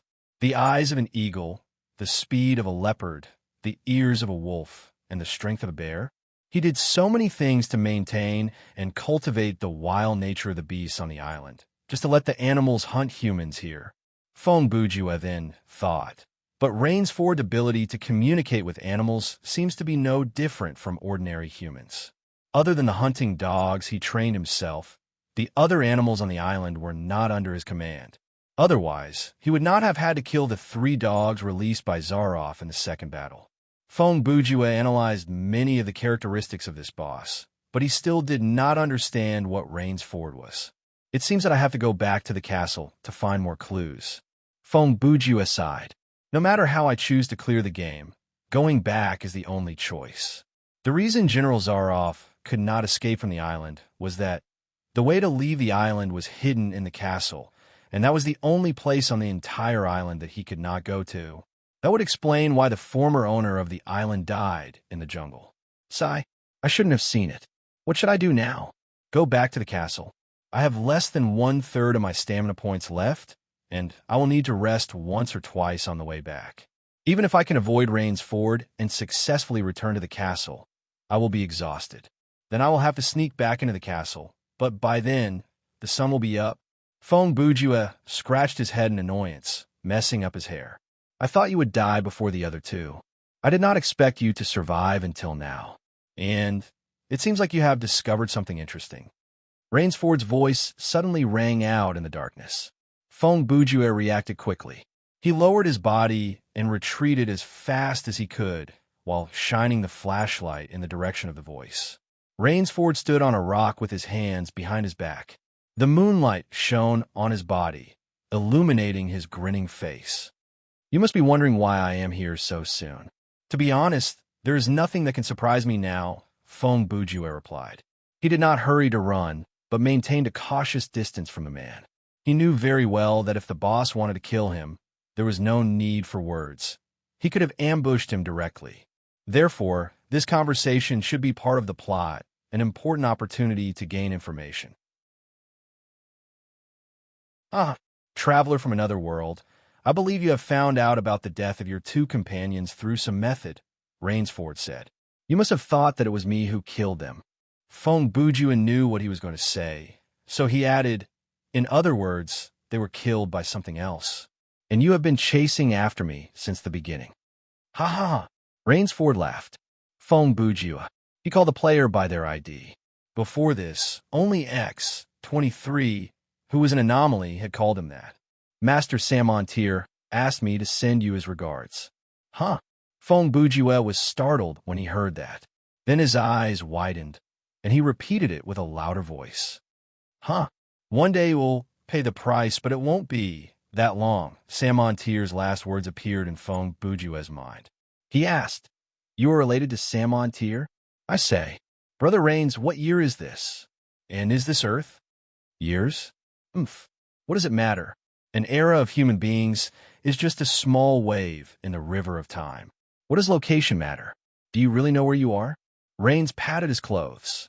This bulletproof vest of mine came from a so-called future era. And you, Feng Bujua, came from a place that I do not know about. But is that really important? Feng Bujua laughed drily. You have a point. Then can I ask, how did you get involved with Samontier? And what are you, Mr. Rains? Naturally, I'm still a human, but from Master Samontier, I gained some unique power. Rains shrugged. Many years ago, I survived Zaroff's hunting game and left this island on a small boat that he gave me. But in the end, the ship didn't return to the world I was familiar with. Instead, it went to an unknown place. There, I encountered many things that I have not seen before. Those things made my previous religious and scientific knowledge appear worthless. Do you know why humans are always looking for answers but always come to the wrong and stupid conclusion? Because the truth is not something that we can accept. Seeing the future means taking away the future. Understanding the truth will lead to self-denial and even self-destruction. If the ape men knew the function of fire, they would not eat wild beasts. If the people of thousands of years ago knew about the existence of medicine, they would not directly kill and bury sick people. If the people of hundreds of years ago knew about the truth of religion, they would not treat innocent women as witches and burn them alive. And I, after learning some things, became what I am now. Fong Bujue scoffed at his words and threw out another question that hit the nail on the head.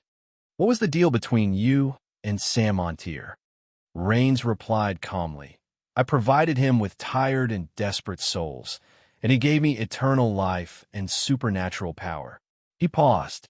After Zaroff's death, I tried to lock up all the victims, torture them, and then kill them. But I soon realized that there were not that many cells in the castle, and Ivan and I were a little too busy. It seems that Sam Montier's order is very demanding. Fong Bujue sneered.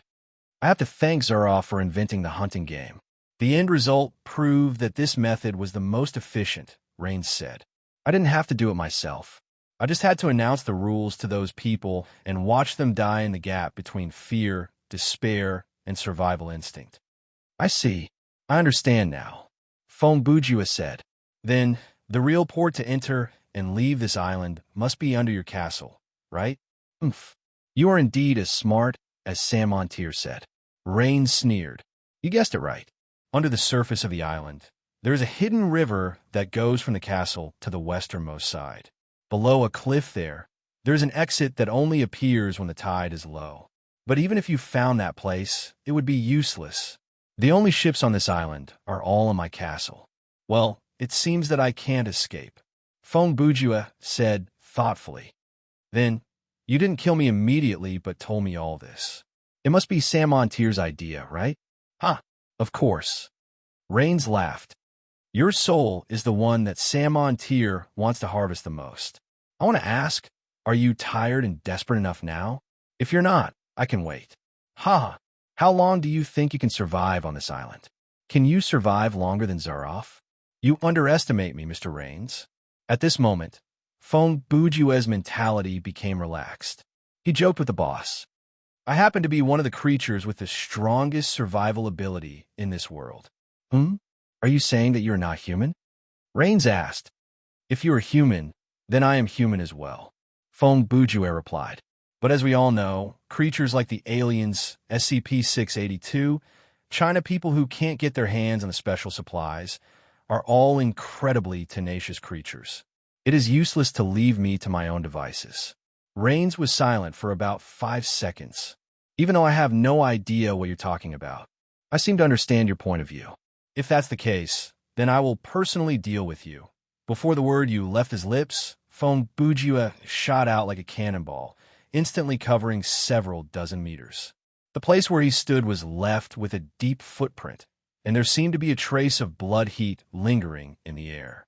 Rain smiled wickedly and chased after him. His movement was not much slower than Fong Bujue when he used body enhancement spell. With a light tap of his feet, he could leap dozens of meters. He ran in the direction that Rains had escaped, and he ran faster and faster. Every time he increased the force of his feet, his body felt like it was being released from a bow. The man was impossibly strong. In terms of strength, Fong Bujue was no match for Rains. With Fong Bujue's current life points, he would not be able to survive the elbow attack. With Fong Bujue's current life points, he would not be able to survive the attack. Therefore, he did not care about the consumption of body enhancement spell. After all, he was going to kill Rains in one hit, so it did not matter if his life points dropped to 1%. In terms of speed, Fong Bujue could still put up a fight against Rains.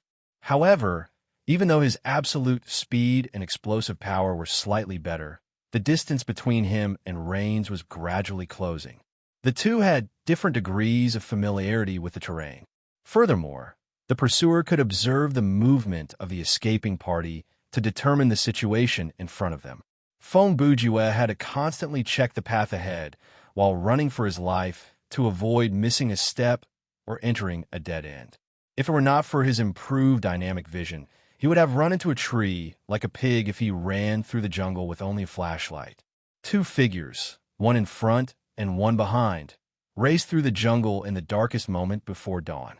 The former was like a bullet that kept bouncing off, accelerating with the help of the objects around him. The latter was like a mayfly in the water, agile and agile. This battle did not last for too long.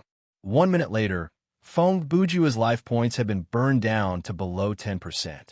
If he stopped body enhancement spell now, he would not be able to use it again. He could only force himself to continue burning his life points. This way, he could hold on for another 20 seconds. Rains was getting closer and closer, and when they were about 10 meters away, the scenery before them opened up. They had finally exited the jungle and arrived at the death swamp at the southeast corner of the island. Fong Bujua did not care about anything else.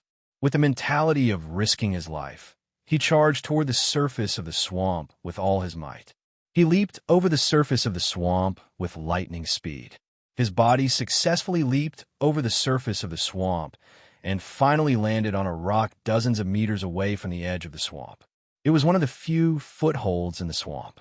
When he stood still, Fong Bujua's life points had dropped to 1%. If he stung him now, he would die immediately. Rain stopped at the edge of the swamp and did not move forward.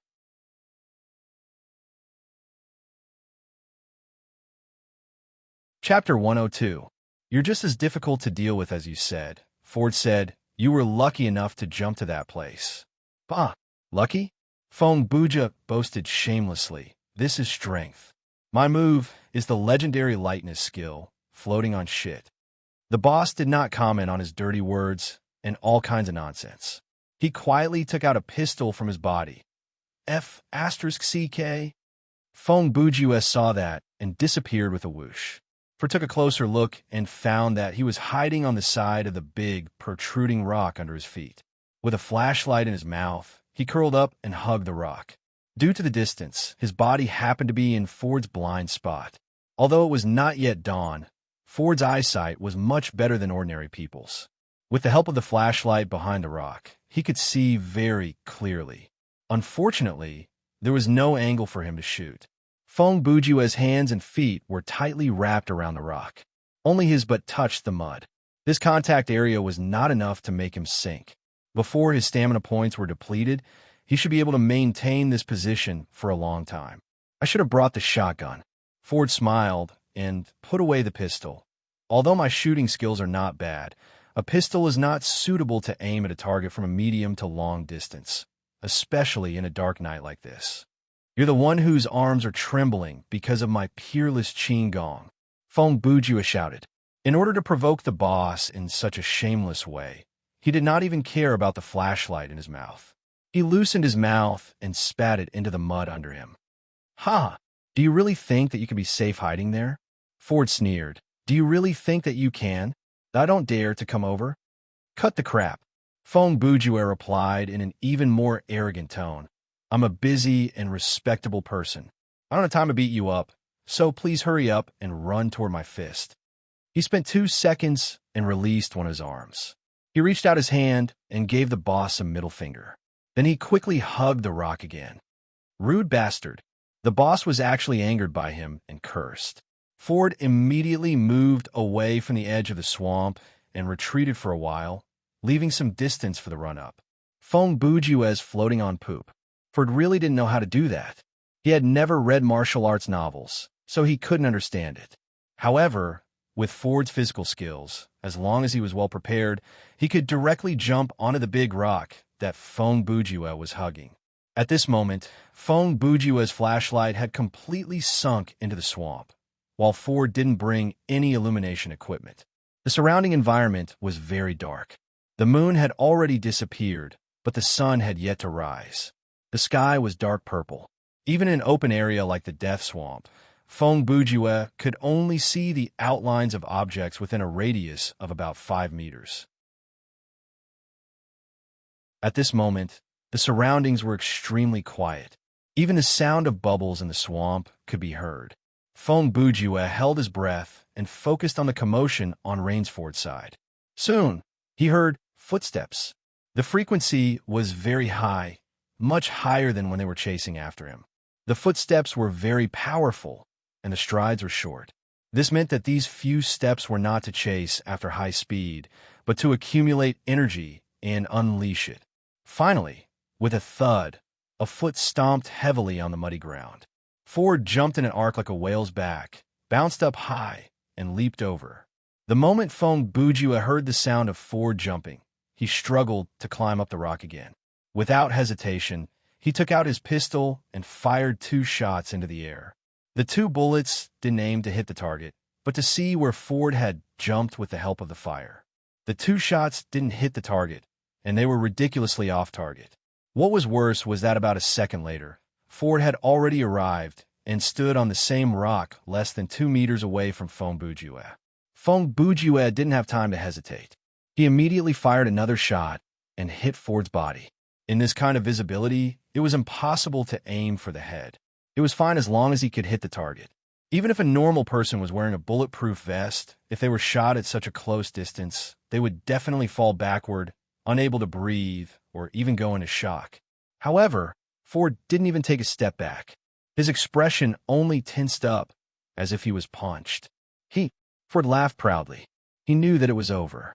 The boss didn't plan to use a gun. He wanted to tear the uneducated bastard in front of him into pieces. Hee. Fong Bujua laughed even more proudly. He used the consumable skill, Rascal's lower whip kick, which he only had 2 uses left. He turned sideways and tripped Ford. It ignored mastery level and had a 100% chance of tripping any monster that was supposed to fall. This effect could not be more appropriate to use on this boss. Ford fell backward. His hands flailed in the air, and his expression was one of shock. Actually, for a boss with his ability, he could have reacted when his body fell. He could have twisted his posture or changed his direction. He could have even flipped over to regain his footing. However, under the influence of Fong Bujua's skill, no matter what kind of monster it was, they had to be tripped. Only when they fell to the ground would the skill end. Therefore, Ford fell sideways from the rock into the swamp.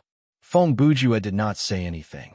After he used the skill, he moved to the other side of the rock and resumed his posture of hugging the rock.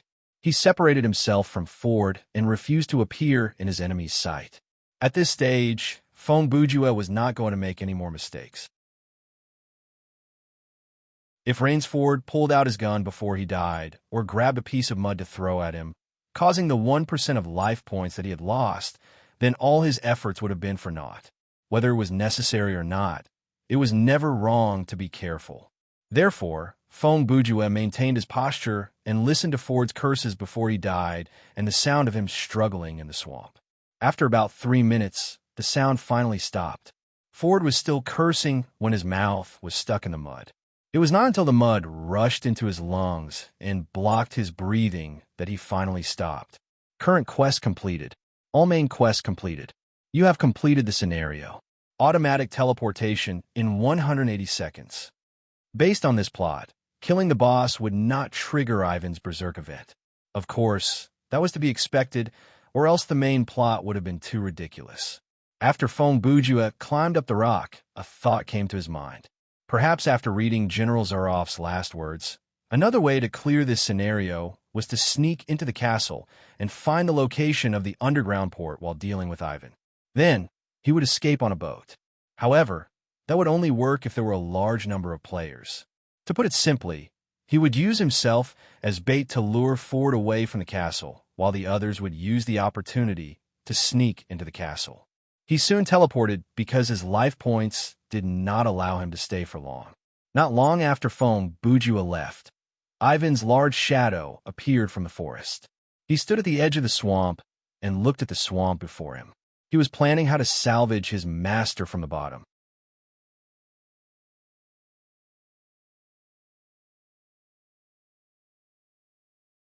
Chapter 103. Your terror rating is Embodiment of Valor. Extra reward obtained. Please choose later. Obtain skill points. 420-inch additional bonus from skill points. EXP. 4,200. Game coins. 42,000 scenario cleared reward. 80%. Additional EXP. 400 calculation complete. Please continue. Then 2 more system announcements came. Your title has been updated to Plot Explorer. You have reached level 15. Maximum stamina points has increased to 15001,500. New game mode has been unlocked. You can browse through the queue options.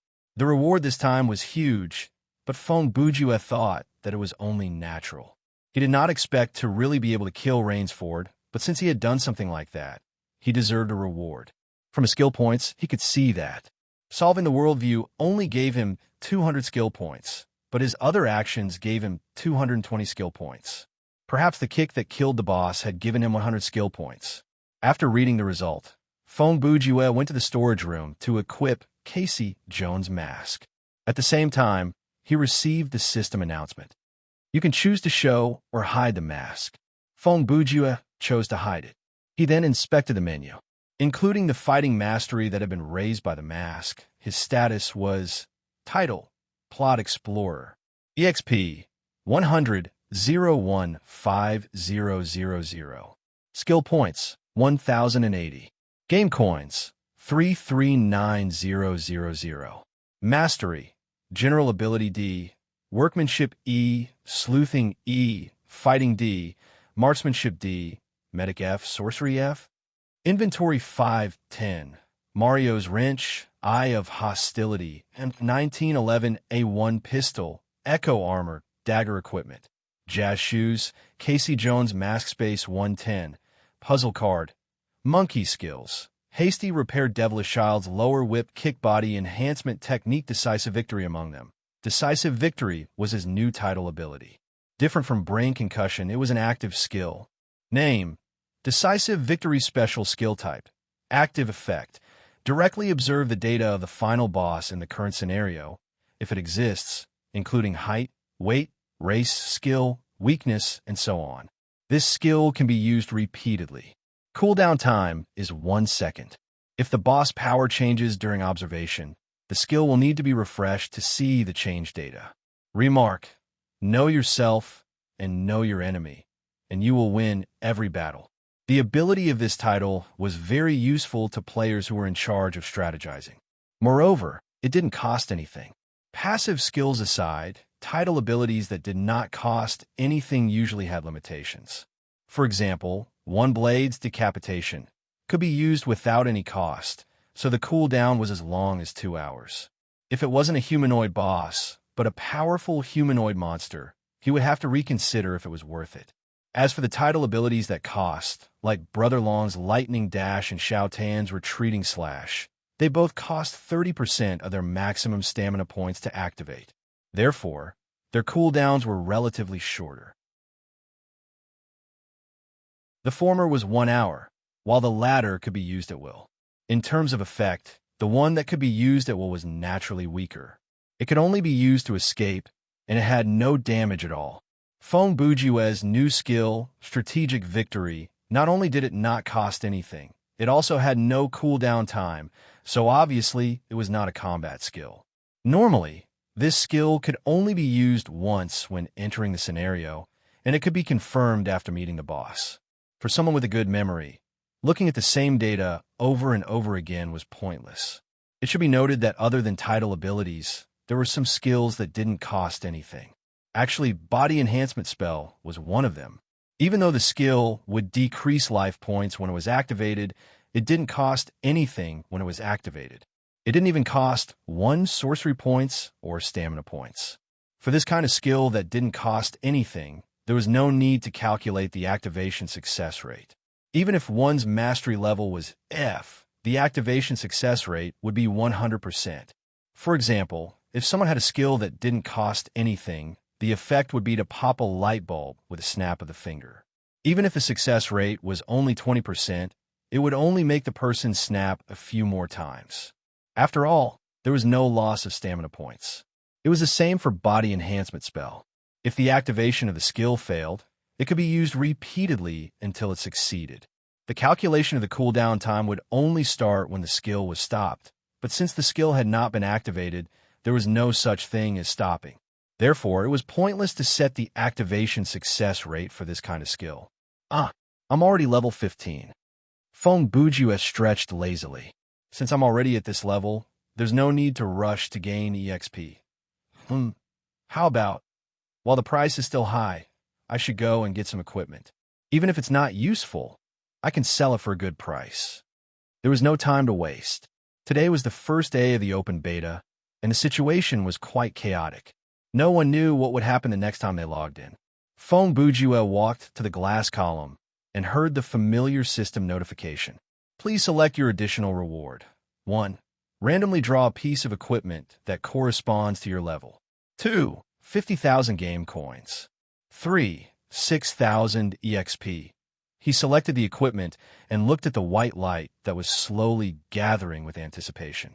Now, that Fong Bujue was level 15.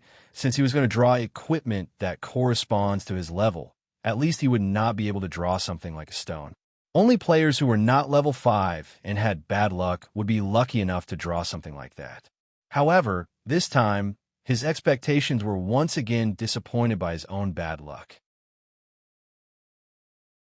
Name: Children's Baseball. Bad item type: Weapon quality: Normal attack power. None element. None special effect. None remark. To ensure the safety of children under the age of 10 when they come into contact with baseball, we have invented a safety bat. The outer layer is a thick rubber material, and the inside is filled with air. Even if it hits the head, it will not cause any injury. How dare you call it a weapon when its attack power is none?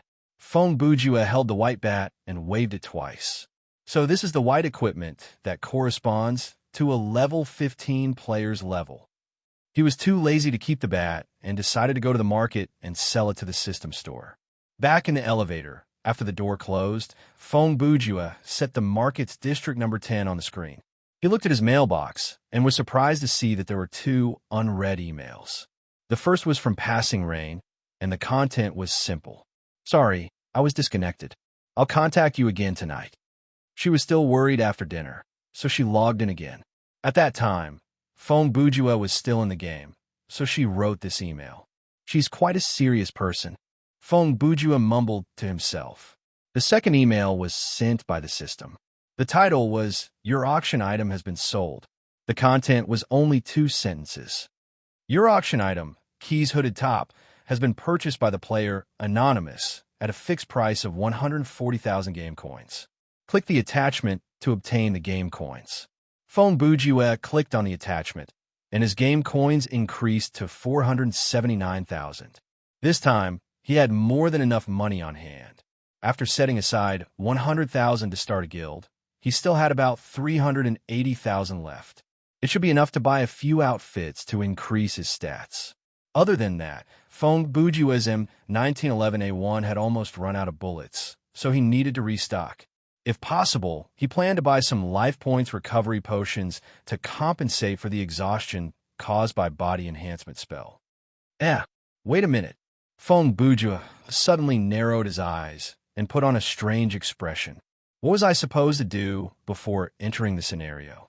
He paused. Let's eat first. He sat up in the game cabin and looked at the clock.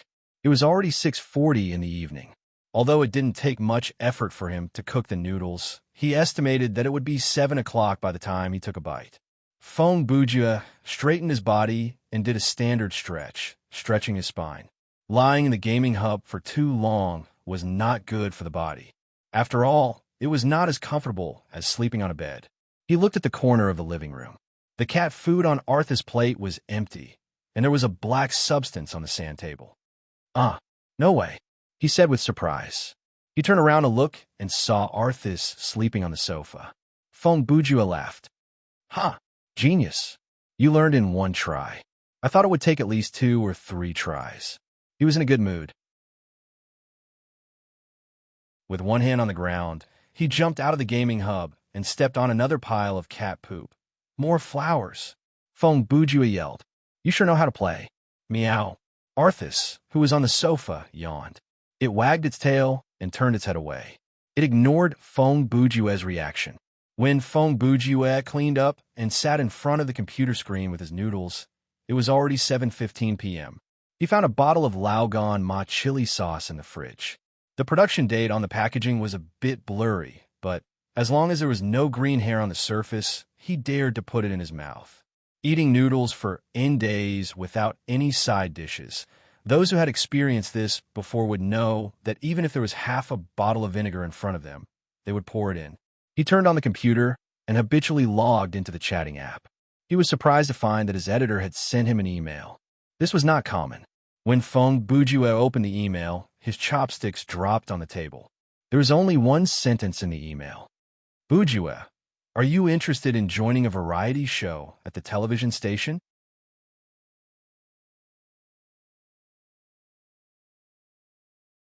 Chapter 104. Brother Ju, you're just in time. We just finished a scenario, Wang Tanji said after adding Feng Bujue into the team. It was 2 a.m. in real life. Once Feng Bujue entered the login lobby, he received Xiao Tan's party invite. You're quite fast at training. Feng Bujue looked at the levels of the three in the team. The last time he saw Xiao Tan in the game, he had been level 12, but now he was level 14 like Passing Rain and Laughing Soul. I bought the EXP bonus card, and I just finished a medium-length scenario, Xiao Tan replied. Very good. In a while, you guys will continue to line up. I will go into the killing mode alone to check it out, and then I will join you guys in the queue, Feng Bujue said. Laughing Soul's voice came from the channel. Don't forget about the autograph. Oh, right. It's more worth it to create a guild first. That way, we can get the extra EXP, Feng Bujue said. How about this? I'll open a meeting room and invite you guys. We'll talk about it in person. Then, he used the touchscreen to send out the invitation to the meeting room. He switched to the menu and clicked on the link related to the guild. He followed the instructions and a system announcement popped up. Before you confirm, please ensure that you have at least one space in your inventory. Feng Bujue clicked confirm, and another announcement popped up. Please enter the name of the guild that you wish to create to receive the autograph list. At this point, he stopped and thought to himself, I should discuss this with them. If I just come up with a random name. Xiao Tan is easy, but Passing Rain and Laughing Soul might not sign it. Feng Bujue left the screen and pressed the button for the meeting room. When the elevator door opened, he walked in. The other three were already waiting inside. By then, Xiao Tan and Laughing Soul had changed out of their newbie attire. Laughing Soul was wearing a full set of anti-terrorist outfit. Her whole body was covered. If the black mask and helmet were revealed, she would look like a CT character from Counter-Strike. From afar, it was hard to tell her gender. It seemed that she had made up her mind to develop into a gun or sniper.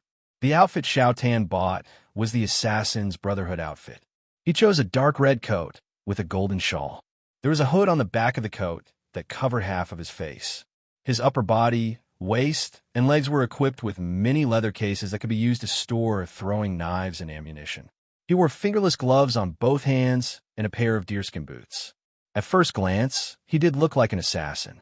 Even though the two were fully armed, what they were doing did not match their appearances. Laughing Soul, who was in the Counter-Strike outfit, was eating ice cream while Xiao Tan, who was in the assassin outfit, was munching on a bag of chips. I say, what's with the snacks? Feng Bujue asked. I bought them from the system store, Xiao Tan said. Even though it's just a simulation of the taste, it can satisfy my cravings. He extended the bag of chips over. Brother Bujue, do you want some as well? I know where you can buy them. My question is, why did you buy them? Feng Bujue asked. If you want to know why, it's because today is the day the server opens and the chips are half price, Xiao Tan answered. Half your head. That's just a waste of inventory space. Feng Bujue grumbled. Laughing Soul added, you could buy inventory space as well. She licked the ice cream. Upgrading a 10-space inventory to a 15-space inventory will cost 1 million game coins. That's about 100 RMB per space. Feng Bujue blurted out. Almost instantly, he made the calculation based on the weekly exchange rate of 2,000. Looks like I'd better be careful with my game coins. There are many things that I need money for. Feng Bujue did not have the money to spend, and he was hoping to earn some money from Thriller Paradise, so there was no point in continuing this topic. He turned around and saw Passing Rain leaning against the wall by the door. With Passing Rain's personality, she was not the type to buy snacks in-game. After their eyes met, it was Passing Rain who spoke first to Feng Bujue. I'm sorry about what happened this afternoon. It's fine. Phone Bujue replied. But didn't you say that in your email? Is that so? Passing Rain mumbled. So you're that type? What are you talking about? Phone Bujue felt like there was a hidden meaning behind her words. Laughing Soul, who sat by the table, laughed. My cousin probably thinks that you're the type that can be broken up with a single message. Don't listen to her, Passing Rain corrected. I just think you're the type that's easy to talk to. Hey, that sounds like the same thing. Phone Bujue grumbled with annoyance. Xiao Tan slammed the table with a guffaw, and the chips in his mouth spilled out. You hit the nail on the head. Even if I stab you to death, there'll still be blood, Phone Bujue said. Laughing Soul interrupted. All right, you guys will have plenty of chances to tear each other apart. Let's get down to business. Where's the name list? We haven't, Phone Bujue replied. I was just about to ask you guys, what is the name of the club? Oh, you're quite democratic, aren't you? Laughing Soul said. Speaking of which, I haven't considered that question before. Passing Rain said from the side, let's discuss it now. You guys come up with suggestions, and I'll reject those that are unsightly. Sister Rain, we haven't even said anything, and you already know there will be unsightly? Xiao Tan said. We haven't seen each other for a few hours, and this kid is already calling you sister? Phone Bujue turned to ask Passing Rain. You want to call me that too? Passing Rain used her usual calm tone to reply coldly. I've called you that once. Didn't you say that I'm older than you and that it's not appropriate? Phone Bujue said. Calling me sister, you think I'm taking advantage of you, right? I've already forgotten about it. But since you reminded me, Passing Rain said, then I'll take it that you've given up on this chance. TSK, who wants to be called that? Since the beginning of time, those who call themselves little brother are always at the beck and call, and those who call themselves emperor have a slim chance of surviving. I won't do that, Phone Bujue said. I think the name Passing Rain is quite good. Cousin, you're playing hard to get. Laughing Soul always had a smile on her face, and her tone was mischievous, but her words often hit the nail on the head. She wants you to call her Passing Rain. No one will think you're mute if you don't speak. Passing Rain glared at her cousin who had betrayed her teammate and slowly walked over to sit next to her. Laughing Soul stuck out her tongue and quickly changed the topic. I suggest we call the club Sad Rain and Sighing Wind. When she said the first 3 words, she did not even have time to think about what she was going to say. It was impressive that she was able to finish the sentence in such a hurry. Xiao Tan asked, why are you girls' names before ours? You have a problem with that? We'll have to add other members in the future, right? Furthermore, Brother Long will probably join as well. This name is still up for debate. Since Xiao Tan did not dare say, I have a problem with that, he came up with a reason to object. Phone Bujue crossed his arms before his chest, and with a look of contemplation, he said, my suggestion is Abnormal Human Research Center. Vetoed. Passing Rain calmly uttered that word a fraction of a second after Phone Bujue finished his sentence. Why? Phone Bujue asked shamelessly. Because it's unsightly. It was not Passing Rain who said that, but Laughing Soul and Xiao Tan who answered in unison. Then why don't you come up with one now? Phone Bujue did not want to argue with the girls. Instead, he used a threatening gaze to glare at Wang Tongji. If you don't say it well, I'll chop you up and feed you to the pigs. What kind of dialogue is that? Who do you think you are? Xiao Tan yelled. At least give me some time to think about it. Since we have nothing else to do, we can take our time to think about it, Passing Rain said, leaning against the back of the chair.